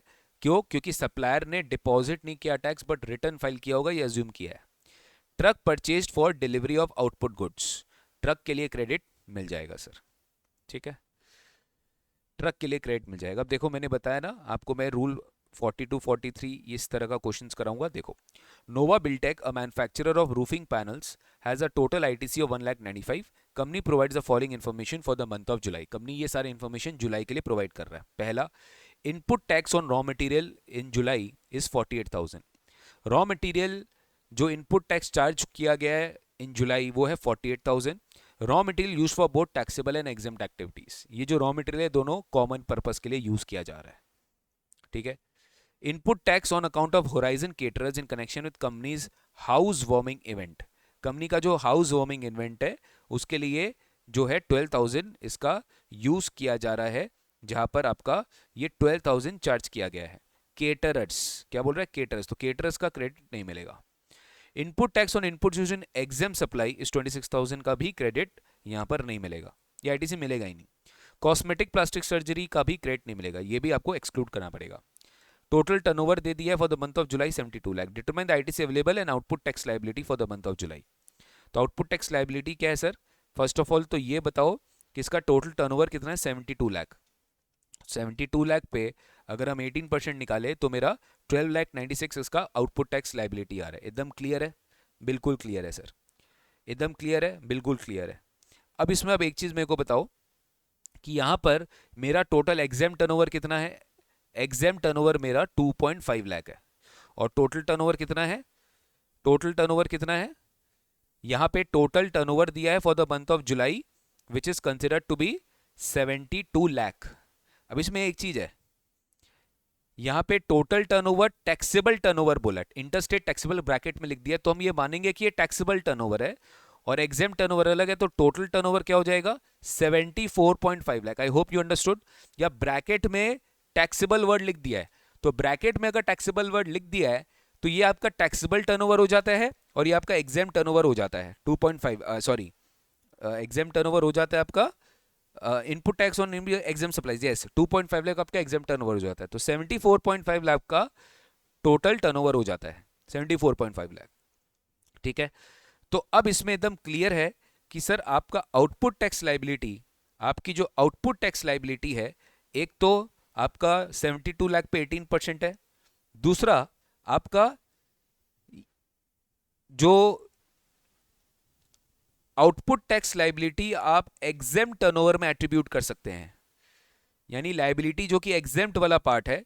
तो यहां पर बताओ इसमें से कितना इनपुट्स आपका एग्जेम्प्ट वाला पार्ट है। सबसे पहले बताओ इनपुट टैक्स जो आप कॉमन पर्पस के लिए यूज कर रहे हैं, बोथ टैक्सेबल एंड एग्जेम्प्ट, वो है 48,000। तो 48,000 में कितना पोर्शन जो है, रिपीट 48,000 में कितना पोर्शन जो है जो एग्जेम्प्ट के लिए हो सकता है? तो 48,000 आपका कॉमन आईटीसी है into 2.5 lakh divided by 74.5 lakh, 1611 है जो आप एट्रीब्यूट कर सकते हैं अपने कॉमन क्रेडिट के लिए।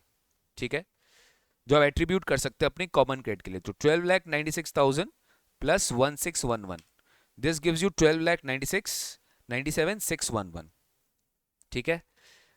आपका आईटीसी का ओपनिंग बैलेंस कितना है? 1,95,000, ये आपने लेस कर दिया।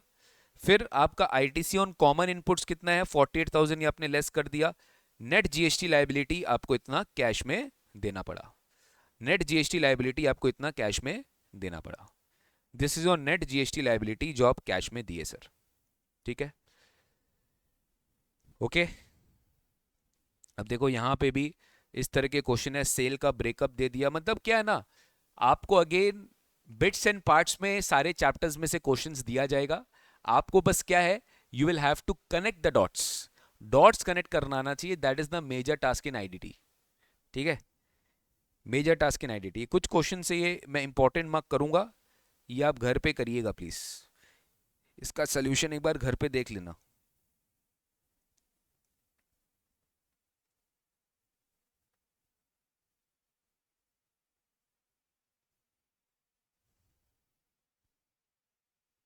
ये देखो, Astratech manufacturing private limited purchases raw materials X 12,000 kg at rupees 90 per kg plus GST. Raw material was used in the manufacture of product Z. Raw material product Z के लिए बनाया गया था. Company has provided you the following additional details. Processing loss on input X is 2%. Processing loss input X पे कितना है? 2% है. पहले तो बताओ 12,000 kg इंटू 90, ये हो गया कितना, 10,80,000। इस पे जीएसटी निकाल लेंगे 12%, ये हो गया मेरा 1,29,600। इस पे जीएसटी निकाल लेंगे 12%, ये हो गया मेरा 1,29,600। ये हो गया आपका रॉ मटेरियल, क्या हो गया, ये हो गया आपका रॉ मटेरियल का टोटल जीएसटी 10,80,000, इसका 12%, ये हो गया आपका रॉ मटेरियल का total GST, purchase raw material. ठीक है, raw material was used in manufacture of product Z. Raw material जो है ये प्रोडक्ट जेड के मैन्युफैक्चरिंग करने के लिए यूज किया गया था। Company has provided you the following details. Processing loss कितना है, प्रोसेसिंग लॉस इनपुट एक्स का 2% है। Transaction value of finished product Z कितना है, this is ₹110 per KG. Additional input material Y use in manufacturing Z कितना है, 2.4 lakh plus GST. ठीक है, capital good imported use in manufacturing Z includes basic custom duty and IGST. Rate of GST applicable on all the products is 12%। Company is not eligible for composition scheme under section 10। Company composition scheme के लिए eligible नहीं है। तो यहां पर क्या है, आपको 12,000 केजी का रॉ मटेरियल का क्रेडिट मिलना था, वो आप ले चुके हो। Next other material Y, other material Y आपका एडिशनल इनपुट मटेरियल वाई है used in manufacturing Z 2.4 lakh plus GST. तो 2.4 लाख प्लस जीएसटी, तो यहाँ पे जीएसटी अगेन 12% है, तो 2.4 लाख इंटू 12% आप ले लिए। कैपिटल गुड जो आपने इंपोर्ट किया, इसमें बीसीडी का तो क्रेडिट आपको मिलेगा नहीं, आपको खाली आईजीएसटी का क्रेडिट मिल जाएगा 12,000, इसका भी आपने क्लेम कर लिया। तो टोटल आईटीसी कितना है, 1,70,400। अब आप आउटपुट टैक्स निकालिए। आउटपुट टैक्स कैसे निकालेंगे, जो आपका सेल है, ठीक है, जो आपका सेल है, transaction value of finish product Z is 10 rupees, sorry 110 rupees per KG. 110 rupees per KG जो है वो आपका ट्रांजैक्शन वैल्यू है। तो फर्स्ट ऑफ ऑल आपने क्या किया, 12,000 केजी आपने खरीदा, इस पे नॉर्मल लॉस कितना है, 2%। तो 12,000 में से 2% हमने लेस किया, 12,000 का 2%, ठीक है, तो इट इज कमिंग टू 11,760। 11,760, तो 11,760 केजी को आप 110 से मल्टीप्लाई करेंगे और इसको आप वैल्यू सप्लाई मान लेंगे फॉर टोटल जीएसटी पर्पस। इस पे आप जीएसटी 12% अप्लाई करेंगे, 1,55,000 आप आईटीसी अलाउ करेंगे और नेट जो आईटीसी है वो आप कैरी फॉरवर्ड कर देंगे। ठीक है, देखो अगेन ये क्वेश्चन बहुत रेलिवेंट है। Glamour cosmetics private limited 4 variants manufacture कर रहे हैं नेल का, namely blush, gloss, luxe and shine. 4 product है। कंपनी ने आईटीसी लिया 360 कॉमन इनपुट्स का। Portion of these inputs is also used for non business purpose, यानी 5% वाला चीज करना पड़ेगा, याद रखना। During the financial year company manufactured 1200 litres of each variant. Company has not maintained a separate record. GST 12% है, you are required to calculate the GST payable for the financial year based on the following industries. चारों area है, चारों product है, एक DTA में जा रहा है, एक एसईजेड में जा रहा है, ये जीरो रेटेड सप्लाई है, एक एक्सपोर्ट हो रहा है, ये भी जीरो रेटेड सप्लाई है, और एक आर्म्ड फोर्सेस कैंटीन में जा रहा है, ये जीएसटी में एग्जेम्प्ट है। तो इसका आईटीसी का तो आपको रिफंड मिल जाएगा, ये आईटीसी आप क्लेम कर सकते हो, और इसका आईटीसी आपको रिवर्स करना पड़ेगा। बहुत अच्छा क्वेश्चन है। फाइनली अपने सारा बॉटल पर 20 ml बॉटल आपने सारा का सारा सेल किया इस प्राइस पे एक्सक्लूडिंग जीएसटी। ठीक है, तो फर्स्ट ऑफ ऑल ये देखिए आप, ये आपका सेल प्राइस है 36, ठीक है, ये आपका सेल प्राइस है 36। डीटीए को आपने बेचा है 36 रुपीज पर 20 ml बॉटल, एक बॉटल है 36 रुपीज का, ठीक है, एक बॉटल है 36 रुपीज का। तो यहां पर अब आपको क्या करना है, कंपनी ने आईटीसी अवेल किया 3,60,000 का on common inputs. During the company manufactured 1200 litre of each variant 1200 litre का है, तो 1200 लीटर है, 20 ml है, तो ये आपका 60 बॉटल हो गया एक तरीके से। ठीक है, आपका 60 बॉटल है, और पर 20 ml बॉटल 36 है। ठीक है, पर 20 ml बॉटल कितना है, इतना है। तो एकदम क्लियर है, आपका यहां पर क्या हो जाएगा, 1200 litre, GST payable is this, you have to calculate this, sale price 36 per 20 ml bottle. ठीक है, 1200 लीटर है of each variant, 1200 litre of each variant.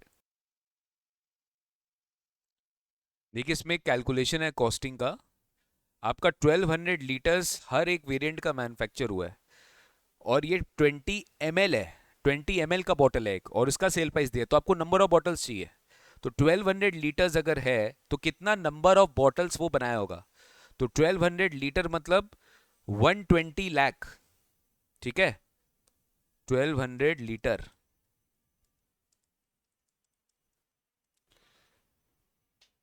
12 lakh, sorry 12 lakh आपका, 12 लाख ml होगा, 12 लाख ml आपका टोटल मैन्युफैक्चरिंग हुआ है, और 20 ml का आपका एक बॉटल है, तो टोटल कितना बॉटल है, 60,000 बॉटल है। तो बस आपको इंटू 60,000 इंटू 60,000 करना है, तो 60,000 इंटू 36, फिर 60,000 इंटू 48, फिर 60,000 इंटू 60, और 60,000 इंटू 72। जीएसटी खाली पहला वाला में लगेगा, बाकी ये दो जीरो रेटेड और ये थर्ड एग्जाम सप्लाई, तो टोटल जीएसटी पेबल कितना हो गया, 259,200। ये फर्स्ट पार्ट हो गया सर। अब नेक्स्ट अपने आते हैं इनपुट टैक्स क्रेडिट का।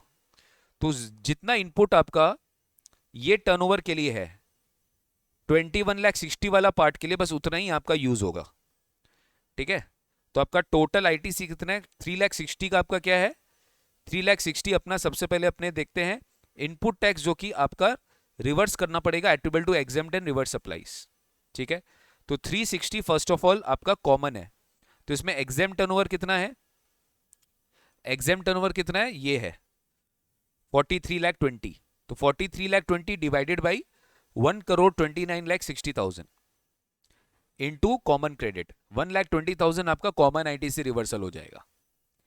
नेक्स्ट जो आपका common ITC attributable to non business है, इसका 5% आप लेंगे 18,000, क्योंकि यहाँ पे दिया है कि नॉन बिजनेस के लिए भी आपने कुछ पोर्शन ऑफ इनपुट यूज किया है। टोटल आपका रिवर्सल कितना हो गया, 1,38,000 हो गया, टोटल आपका रिवर्सल कितना हो गया, 1,38,000 हो गया, ये आपका आईटीसी रिवर्स हो गया। जीएसटी पेबल कितना है 259, इसमें आपका आईटीसी रिवर्सल कितना होगा 138, और फाइनली आपने आईटीसी रिवर्स कर दिया, तो अब पूरा जो आईटीसी आप क्लेम कर पाएंगे विच इज कमिंग टू 3,60,000, जो कि कॉमन इनपुट आपने रिवर्सल को अलग से भी ऐड कर दिया है। तो this is coming to net GST payable 37,200 in cash, okay.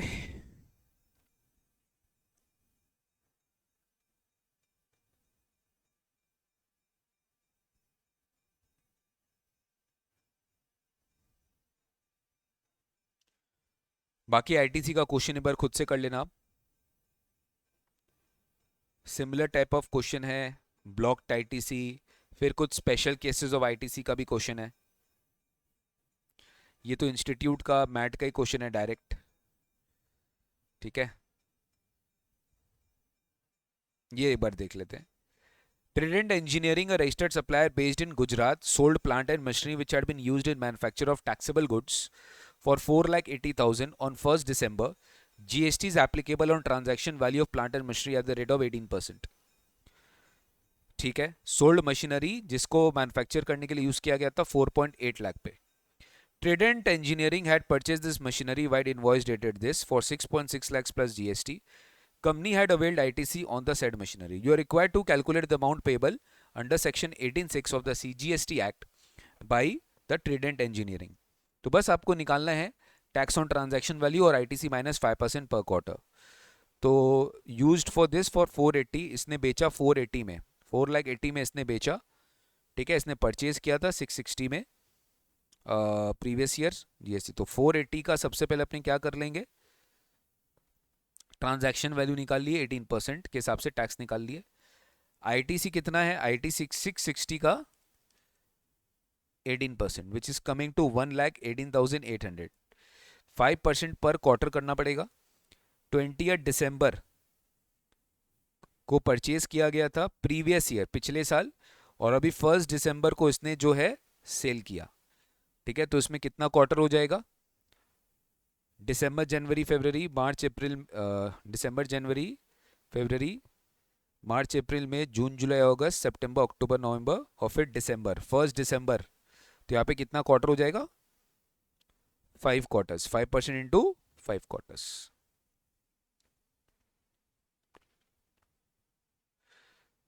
Twenty दिसंबर है, तो आप ऐसा करो, अक्टूबर नवंबर दिसंबर एक क्वार्टर है, फिर जनवरी फरवरी मार्च, फिर अप्रैल मई जून, फिर जुलाई अगस्त सितंबर, फिर अगेन अक्टूबर नवंबर दिसंबर, क्योंकि 1 दिसंबर है, ठीक है।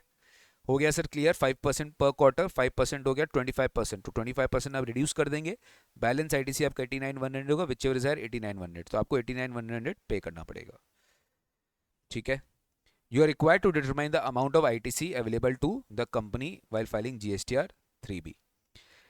तो Zenith Tools, a registered manufacturer based in Indore, engaged in supply of taxable goods. Company purchased the following goods during the month of February. Company ने फरवरी में ये सारा गुड्स परचेज किया। Capital goods purchased on which depreciation has been claimed on the full value including tax, इस पे credit नहीं मिलेगा। Goods purchase from Mangal enterprise, invoice फरवरी में रिसीव हुआ बट गुड्स रिसीव्ड इन में इसका भी क्रेडिट आपको नहीं मिलेगा सर। क्यों? Because you have not receive the goods. Car purchase for further supply destroyed during test drive, इसका भी क्रेडिट आपको नहीं मिलेगा क्योंकि it is destroyed. Goods for telecommunication towers, because it is not covered in the definition of plant and machinery, इसका भी ITC क्या हो जाएगा? ब्लॉक हो जाएगा। Goods purchase from Reva traders, full payment में सेम है। Trucks purchased for delivery of goods same है, आपको इसका भी क्रेडिट मिल जाएगा।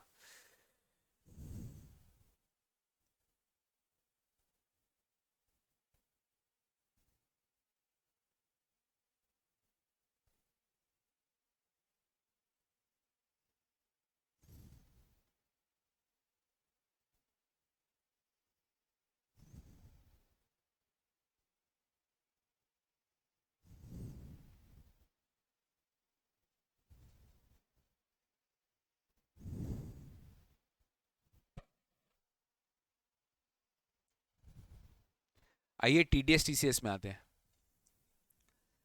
आइए टीडीएस एंड टीसीएस में आते हैं। Supplier Y registered under GST makes a supply worth ₹23,600 including GST. यहाँ पे 2,50,000 का अपने को कॉन्ट्रैक्ट वैल्यू का लिमिट देखना होता है एक्सक्लूडिंग टैक्सेस का। 23,600 है inclusive GST to a municipality way contract value 25 lakh.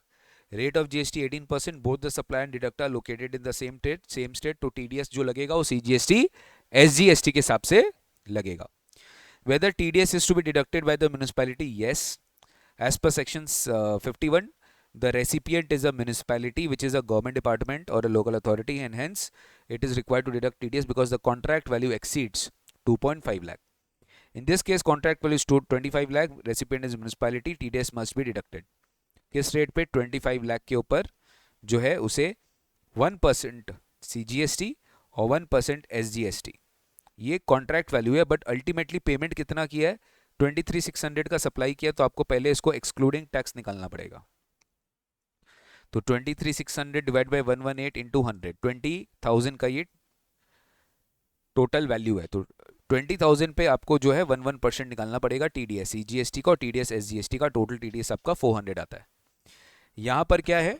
यहाँ पर आपका जो टोटल वैल्यू आपका 20,000 है। फिर ध्यान देना कि आपसे ये पूछा है कि भैया वैल्यू ऑफ सप्लाई क्या होगा? 20,000 होगा, इस पे आप जीएसटी भी निकाल लेंगे 18%। ठीक है, तो 1800 और 1800 आपका जीएसटी हो जाएगा, सीजीएसटी एसजीएसटी 1800 ईच हो जाएगा। नेट पेमेंट आप कितना करेंगे? आपका 20,000 वैल्यू सप्लाई है, इस पे जीएसटी 3,600 है, माइनस 400 आपका टीडीएस है, तो 23,200 आप क्या करेंगे? नेट पेमेंट करेंगे। तो this your net payment. Supplier X Z of Chennai makes a taxable supply worth ₹15,000 and exempted supply worth ₹25,000 in a single invoice to the Ministry of Health। 15 और 25 मिलाकर आपको इनवॉइस जो है सप्लाई किया जा रहा है located in Kolkata. Taxable supply 480 है, कॉन्ट्रैक्ट वैल्यू 2.5 लाख से ज़्यादा है, एंड एग्जेम्प्टेड सप्लाई 520 है। Payment is release by the ministry of health 15,000 taxable value के लिए, आईजीएसटी और exempted value. Determine whether TDS is applicable, yes, because the contract value exceeds 2.5 lakh, and the taxable value basically contract value taxable supply का देखते हैं जो कि definitely 2.5 lakh से ज़्यादा है। ठीक है, तो यहाँ पर आपको क्या करना है? Payment release is against 15,000 taxable value 2,700 आपका जीएसटी एंड एग्जेम्प्टेड वैल्यू 15,000। तो यहाँ पे आपको कॉन्ट्रैक्ट वैल्यू इंक्लूडिंग जीएसटी दिया है 480, टैक्सेबल वैल्यू निकाल दिए 4,06,780 which is more than 2.5 lakh. अब आप टैक्सेबल वैल्यू निकालिए 15,000 का, राइट? 15,000 का आपने टैक्सेबल वैल्यू निकाल दिया। अब 15,000 पे आपका टीडीएस लग जाएगा 2%। यहाँ पे 2% इसलिए लगेगा क्योंकि आईजीएसटी है। ठीक है, इट इज आईजीएसटी। ये चेन्नई है और कर्नाटका है, ये आईजीएसटी है, तो यहाँ पे आईजीएसटी टीडीएस डिडक्ट होगा, इंटरस्टेट सप्लाई 300 रुपीज़। तो अल्टीमेटली इनवॉइस अमाउंट क्या है, थोड़ा ध्यान से। इनवॉइस अमाउंट क्या होगा, जो मेरा टैक्सेबल वैल्यू है प्लस मेरा जीएसटी वैल्यू है, ठीक है, प्लस मेरा एग्जेम सप्लाई है, यहाँ पे देखो एग्जेम सप्लाई है, और उसके बाद मैं टीडीएस माइनस कर दूंगा, टीडीएस। तो 42,400। बहुत अच्छा क्वेश्चन है, इस तरह के क्वेश्चंस एमसीक्यू में आ सकते हैं, ठीक है। AB registered under Competition Scheme makes a taxable supply worth 12,000 to local authority. Contract value 3.1 है. Whether TDS is applicable or not आपको बताना है. Contract value exceed 2.5 लाख है, TDS लगेगा. 12,000 है तो 12,000 पे 11%, ठीक है, 240 रुपीज आपका TDS डिडक्ट होगा. Kiran Enterprise registered supplier from Lucknow engaged in various goods exclusively to government departments. Briefly explain the provision. ये पूरा theoretical question है. देखो अब आ रहा है आपका इसी के साथ practical. Supply of office furniture to PSU located in Chennai, ये है including GST.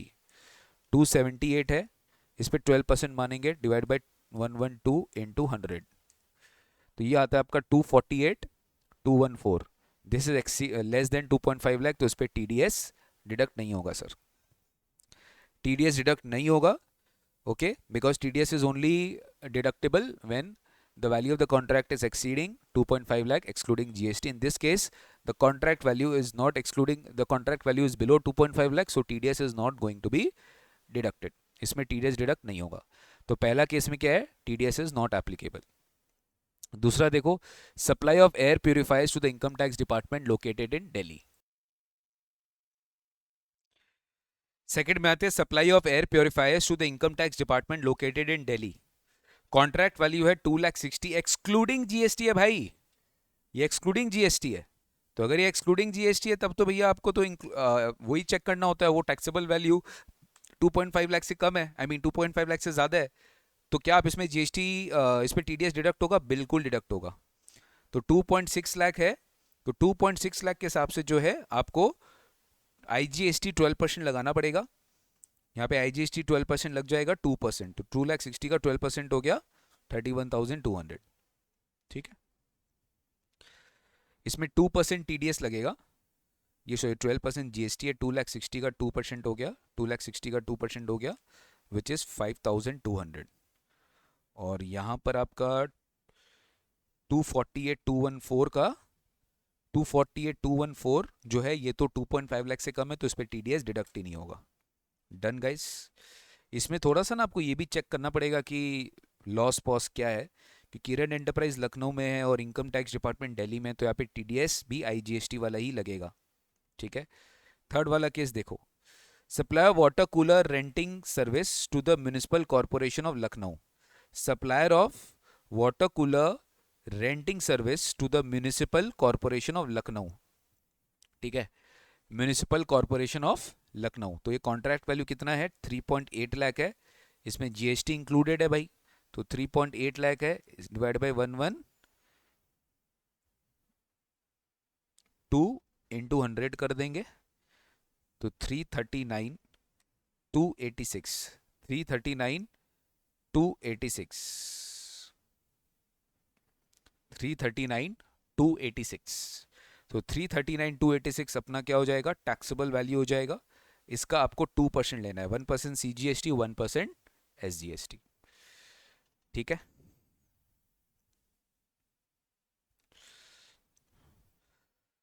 Raj and company are registered person of GST located in New Delhi, provided interior decorating services to the Statement of Andhra Pradesh, State Government of Andhra Pradesh, registered in Andhra Pradesh. Services were provided at Andhra Pradesh, located in New Delhi. Contract value 50 lakh है, CGST SGST लगेगा. Service provider state government made payment on 30th जून, ठीक है. State government ने 30th जून को payment किया. तो बस यहाँ पे आपका जो है लोकेशन ऑफ सप्लायर किधर हो गया, लोकेशन ऑफ सप्लायर ये हो गया आपका न्यू दिल्ली. खुद से स्टार्ट करो. लोकेशन ऑफ सप्लायर हो गया आपका न्यू दिल्ली.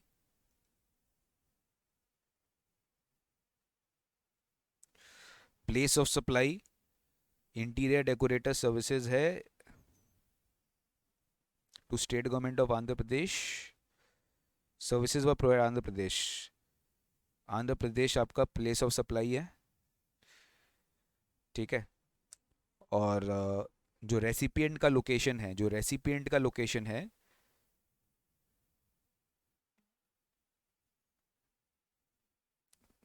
वो भी आंध्र प्रदेश है।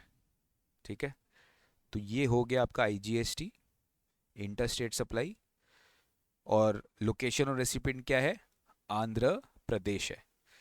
तो एकदम क्लियर है सर, एकदम क्लियर है। In this situation location of supplier and place of supply they are in different state, यहाँ पे आईजीएसटी लगने वाला है, बट लोकेशन ऑफ रेसिपिएंट अलग स्टेट में। तो location of supplier and place of supply, location of supplier and place of supply, sorry एक आंध्र भवन है, ये प्रदेश नहीं है। तो प्लेस ऑफ सप्लाई भी न्यू दिल्ली होगा, तो यहाँ पे सीजीएसटी एसजीएसटी लगेगा, but the problem is recipient new Delhi में है ही नहीं। If the recipient location is different as compared to the state of location of supplier and place of supply, then no TDS will be applicable। ये important था, इस पर TDS applicable ही नहीं होगा sir. ठीक है, तो नॉर्मली आप CGST SGST निकाल देंगे, no TDS will be applicable। वैसे यहाँ पे 4 केसेस है, आपको बताना था। जीएसटी सबसे पहले एप्लीकेबल होगा कि नहीं होगा, टीडीएस एप्लीकेबल होगा कि नहीं होगा। मेटल स्क्रैप का क्वेश्चन आया, तो चलो देखते हैं। Alpha Traders and unregistered supplier sells metal scrap to Beta Enterprise and unregistered buyer. Important है, अनरजिस्टर्ड सेलर अनरजिस्टर्ड बायर है, कॉन्ट्रैक्ट वैल्यू 1.5 लाख है। तो फर्स्ट ऑफ ऑल इसमें जो जीएसटी लगेगा नहीं लगेगा, एग्जेम्प्ट है, बिकॉज यहाँ पे रेसिपिएंट भी अनरजिस्टर्ड है। और अगर वो एग्जेम्प्ट सप्लाई है तो no TDS will be applicable, no TDS will be applicable, क्योंकि वो एग्जेम्प्ट सप्लाई है। Gamma Scrap, an unregistered supplier sells metal scrap to Delta Manufacturing, a registered buyer, contract value 3.5 lakh है, कॉन्ट्रैक्ट वैल्यू 3.5 लाख है। तो yes, यहाँ पे buyer का status registered है, यहाँ पे जीएसटी रिवर्स चार्ज में लग जाएगा, GST will be applicable in the case of reverse charge, but in this situation again TDS will not be applicable, TDS यहाँ पे डिडक्ट नहीं होगा। Epsilon Steels, a registered supplier, sells metal scrap to Rohan Sharma, an unregistered buyer. Contract value है 2.8 लाख का। तो ये sir unregistered buyer है, तो ये फॉरवर्ड चार्ज पे लगेगा 18%, और यहाँ पे भी टीडीएस एप्लीकेबल नहीं होगा। लेकिन ध्यान देना, अगर रजिस्टर्ड सप्लायर है और रजिस्टर्ड बायर है तो टीडीएस लगेगा। रजिस्टर्ड, क्योंकि अगर टीडीएस काट लेंगे तो अनरजिस्टर्ड सप्लायर को पैसा ही नहीं मिलेगा। रजिस्टर्ड सप्लायर ने मेटल स्क्रैप बेचा है रजिस्टर्ड बायर को, तो इसमें आपका जो वैल्यू है 4.2 लाख का है। तो इन दिस सिचुएशन आपका जीएसटी लगेगा। सबसे पहले यहाँ पे रजिस्टर्ड टू रजिस्टर्ड है तो ये फॉरवर्ड चार्ज में आएगा, अनरजिस्टर्ड टू रजिस्टर्ड आता तो रिवर्स चार्ज होता। रजिस्टर्ड टू रजिस्टर्ड है, फॉरवर्ड चार्ज होगा, प्लस इसमें टीडीएस भी एप्लीकेबल होगा eight the rate of 1% each. Next आते हैं टीसीएस में, टैक्स कलेक्टेड एट सोर्स। इसमें जीएसटी रेट में, टीडीसीएस रेट में चेंज आएगा, इस पहले 1% था वो 0.5% हो गया है। तो 0.5% मतलब 0.25% सीजीएसटी और 0.25% एसजीएसटी, ये अब याद रखिएगा। ठीक है, ये डायरेक्ट आपका अमेंडमेंट से क्वेश्चन आया है। Rajeev, a trader in MP, started supplying taxable goods locally from April 2024। By 30th June his aggregate turnover reached 9,20,000। 30th June तक उसका एग्रीगेट टर्नओवर 9.2 लाख हो गया था। He now considers listing his products on an e commerce platform to sell within Madhya Pradesh. MP में बेचने के लिए वो सोच रहा है कि वो अब प्रोडक्ट्स को लिस्ट करेगा, प्रोडक्ट्स को लिस्ट करेगा। Can Rajveer supply through Bazario mart without GST registration? Yes, he can supply without taking registration, subject to conditions. मतलब वो ई कॉमर्स के थ्रू भी सप्लाई कर सकता है, लिस्ट कर सकता है, but his turnover should remain below the prescribed threshold limit. He should make only intra-state supply. He should only sell in one state. He should declare his PAN address state in the GST portal. He should obtain a unique enrollment number and makes no supply without a unique enrollment number. He also need one enrollment number per state. Enrollment lapse once he starts regular GST registration. ठीक है. What are the GST implications if Rajiv supplies via Bazario Mart? ठीक है, बाजारियो mart के through अगर Rajiv supply कर रहा है via Bazario mart, since Rajveer is not registered, no GST will be payable on his supplies. However Bazario mart जो है, they should report the turnover in their GSTR rate, no TCS is to be deducted on these particular supplies. Guys मेरे को लगता है TDS TCS आपके exam के लिए बहुत रेलिवेंट है, इसको अच्छे से पढ़ के जाना, क्योंकि इंटर लेवल में इंस्टीट्यूट यहाँ से क्वेश्चन जनरली पूछता नहीं है, तो फाइनल लेवल पे डेफिनेटली वो चैप्टर आपके लिए इंपॉर्टेंट हो जाता है जो इंटर लेवल में इंस्टीट्यूट नहीं पूछता है। रिफंड मैं आप पे छोड़ रहा हूँ, आप ये वाला पार्ट अब जो नेक्स्ट जितने भी पोर्शन है बेटा एक बार आपको खुद से देखना पड़ेगा, क्योंकि now I am moving on towards the, एक बार कस्टम्स एंड FTP वाला पार्ट दिखाना बहुत जरूरी है, क्योंकि कस्टम एंड FTP भी 30% मार्क्स कैरी करता है आपके एग्जाम के लिए। ठीक है, सो आई होप आप इस बात को कॉग्निजेंस मिलेंगे कि भैया कस्टम्स एंड FTP भी है, उसको भी एक बार अपने देख लेते हैं सर। ठीक है, तो चलो देखो एक बार कस्टम्स में मैं आता हूँ। कस्टम्स में मैं आता हूँ, एकदम इजी इजी क्वेश्चंस में नहीं जाऊँगा, डिफिकल्ट क्वेश्चंस यानी जो एग्जाम में आ सकता है, जो इस तरह के थोड़े से ट्रिकी बेस्ड क्वेश्चन है उसमें मैं एक बार लेके चलता हूँ। कस्टम्स में अगेन 30 मार्क्स है, 4 सब पार्ट्स आपका, मतलब मान लो क्वेश्चन 6 एंड क्वेश्चन 7 जनरली आपका कस्टम से आता है, तो 14 इंटू 28 मार्क्स तो पूरा ही कस्टम है, और उसके बाद MCQ भी अच्छा खासा क्वेश्चन आता है कस्टम से। मतलब अगर आप चाहे, अगेन मैंने बोला ना एक क्वेश्चन एलिमिनेट किया जा सकता है, तो कस्टम से 30 मार्क्स नहीं, कस्टम से ज़्यादा नंबर ऑफ क्वेश्चंस आपको एग्जाम में दिखेगा। ठीक है, ऑल दो एलिमिनेशन करके आपका एक क्वेश्चन में भी हट सकता है, बट किसी भी तरह से 25 से 30 नंबर तो आपका कस्टम आएगा ही। 5 MCQ फिक्स है आपका कस्टम का। ठीक है, 5 इंटू 2 10 मार्क्स आपका MCQ हो गया, बैलेंस क्वेश्चन आपके कम से कम 14 टू 21 मार्क्स का आपका कस्टम्स फंसना है। व्हेन आई से customs I also cover MCQs, I also mean FTP। तो 30 मार्क्स आपका किसी भी तरह से कस्टम्स आएगा, 10 मार्क्स MCQ, बैलेंस आपका subjective. Orion exports importer imported goods, Orion export जो है इंपोर्टर, वो गुड्स इंपोर्ट करता है। Entry inwards was granted on 10th April and the goods were cleared from the Mumbai airport for warehousing on 12th अप्रैल।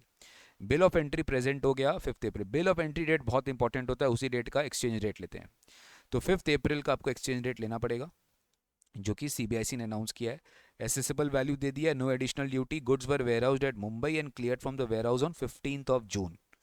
ठीक है, exchange rates दे दिया, basic custom duty का रेट दे दिया। What is the duty payable while removing the goods from the Mumbai ware house.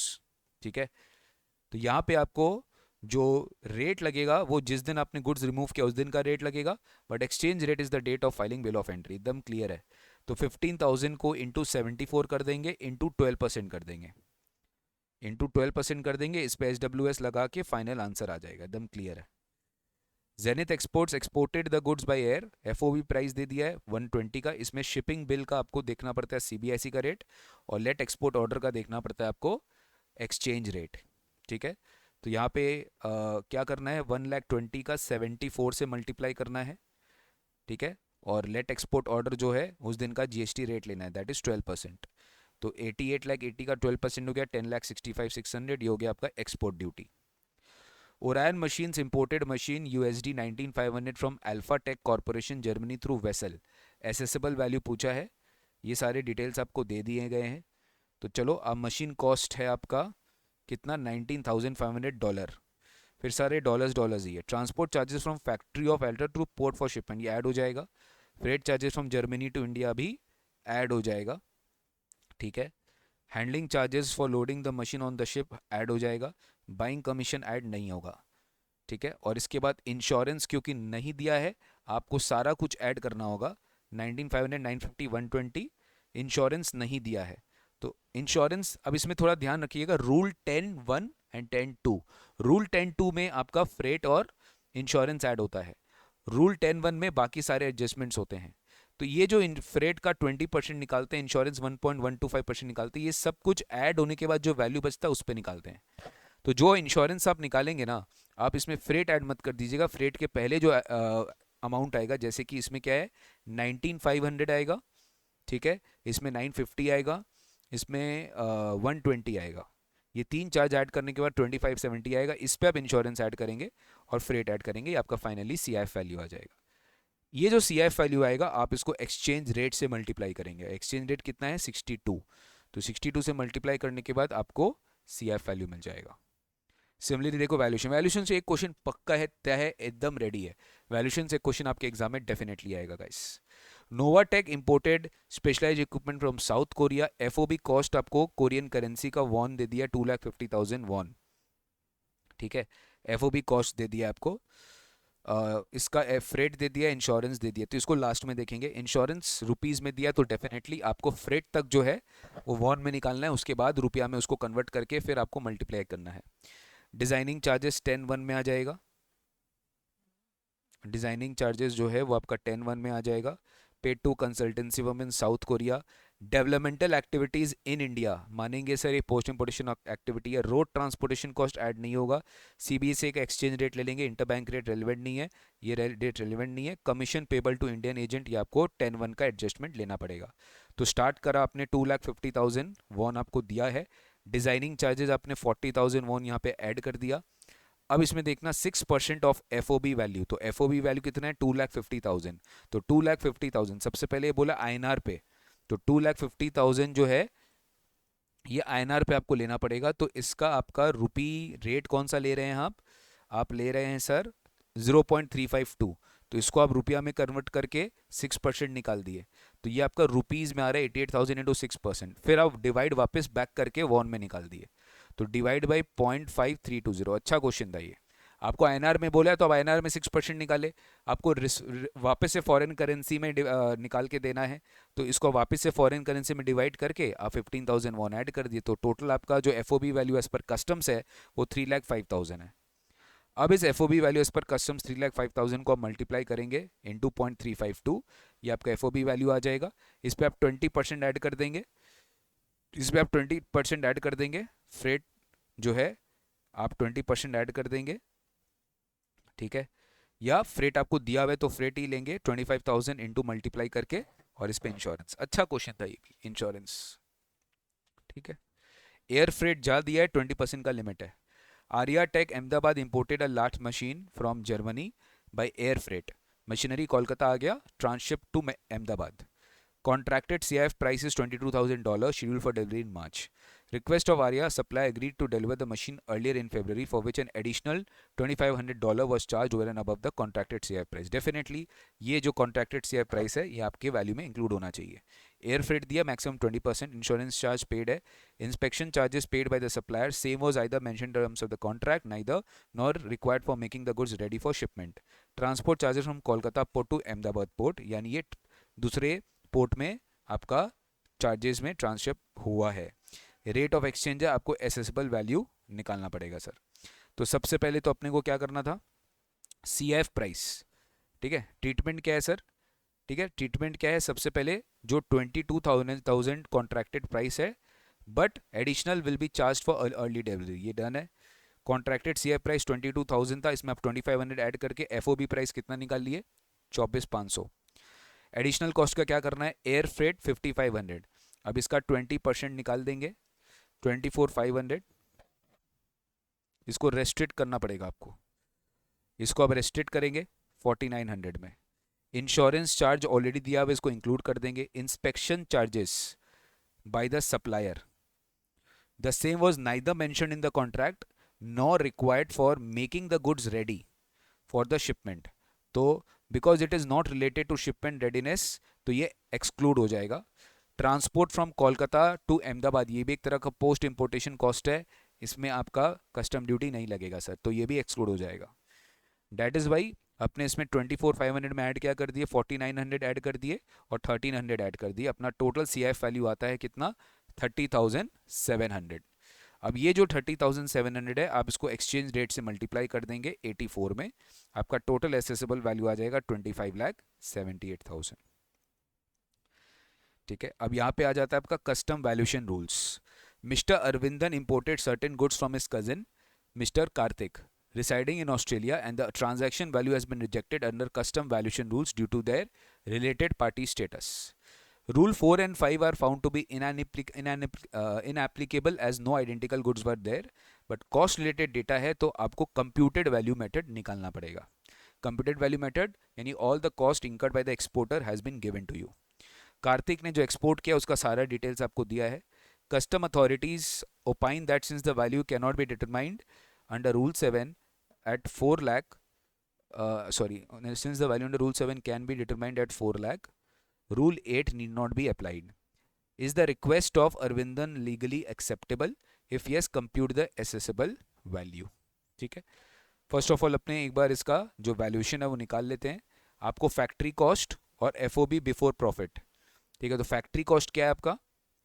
Cost of material incurred by mister Kartik, fabrication charges, other chargeable expenses incurred by Kartik, other indirect cost incurred by Kartik. तो 3000, 1200, 500 and 300, ये total आपका factory cost हो गया। 5000 आपका क्या हो गया? Factory cost हो गया। अब वहाँ से फैक्ट्री में से आपका पोर्ट में लाने के लिए खर्चा 400 है और लोडिंग चार्ज है ऑस्ट्रेलिया पोर्ट 150 है।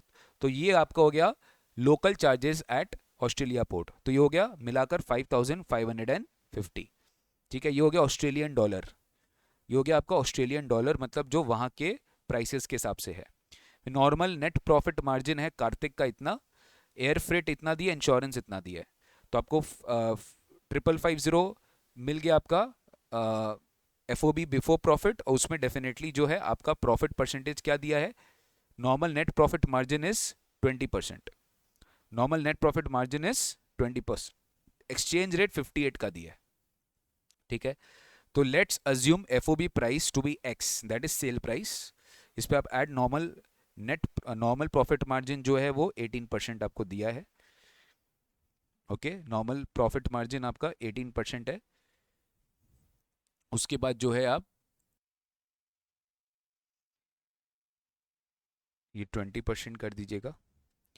तो एफओबी का जो सेल प्राइस है, जो फाइनली प्राइस में बिका, वो मान लो एक्स है। अपने एक्सपोर्टर के लिए सोच रहे हैं, वो मान लो एक्स है। कॉस्ट टिल एक्स क्या हो जाएगा? जो ऑस्ट्रेलियन पोर्ट तक कॉस्ट था plus profit margin. Profit margin क्या है? The percentage margin, that is 20% on x. X अगर आपका सेल वैल्यू है, तो फाइनली क्या हुआ? एफओबी जो आपका सेल वैल्यू है इज इक्वल टू 5550 जो आपका ऑस्ट्रेलियन डॉलर है, प्लस आपका प्रॉफिट कितना है? 0.2x, यही है राइट।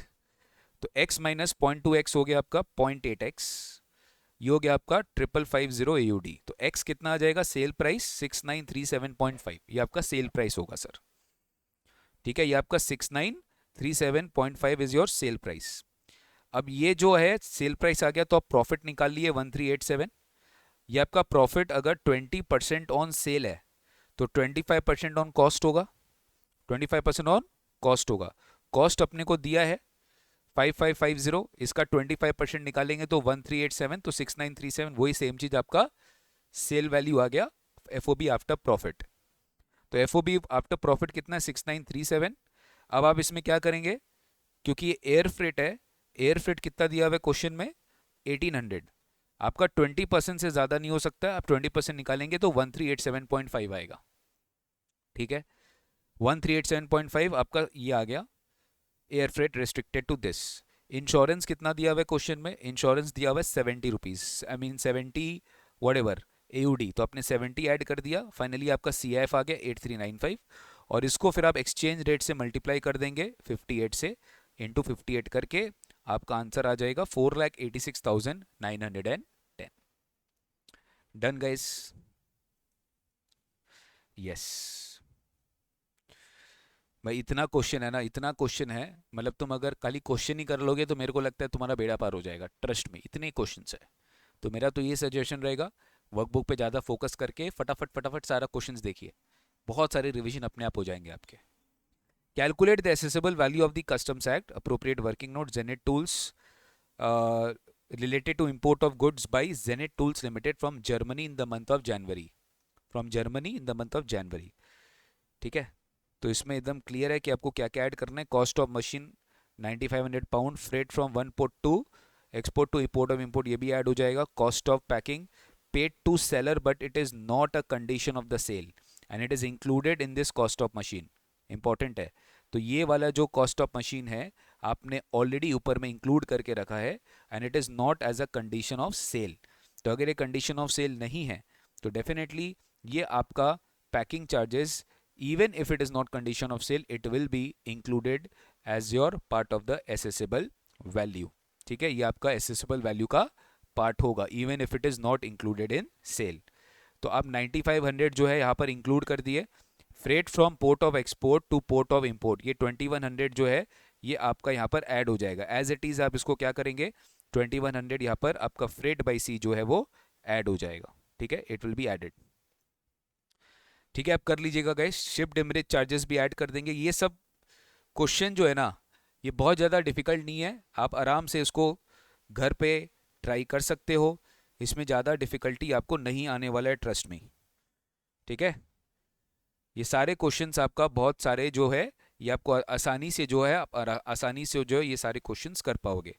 बैगेज का चैप्टर बहुत इंपॉर्टेंट है, बैगेज से क्वेश्चन आपके एग्जाम में आएगा, वैल्यूएशन इंपॉर्टेंट है, types of custom duty important है, ये सब जो है ना एकदम मतलब चुनिंदित क्वेश्चन है जो इंस्टीट्यूट पूछेगा ही पूछेगा। तो बैगेज के भी जो क्वेश्चन है जैसे जीएफए अलाउंस हो गया, रूल 3 हो गया, 4 हो गया, 5 हो गया, 6 हो गया, चारों रूल आपके लिए बहुत इंपॉर्टेंट है, तो इसको अच्छे से जो है करके जाना है। बैगेज के रूल्स हो गए, वैल्यूएशन रूल्स हो गए, ठीक है, इसको आप अच्छे से बेटा कर लेना।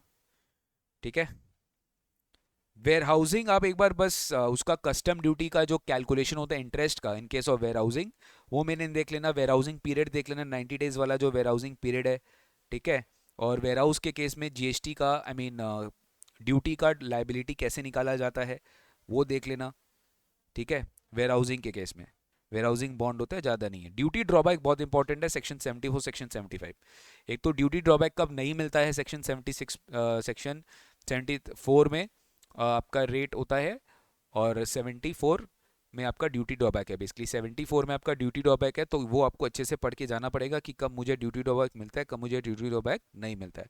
इसमें भी आपका नेगेटिव लिस्ट है, ठीक है, कि कब कब आपका ड्यूटी ड्रॉबैक एडमिसिबल नहीं है। सेक्शन 75 में आपको जो है लिस्ट भी पढ़ाया जाता है कि कौन कौन से केसेस में आपका ड्यूटी ड्रॉबैक आपको नहीं मिलता है सर, ठीक है।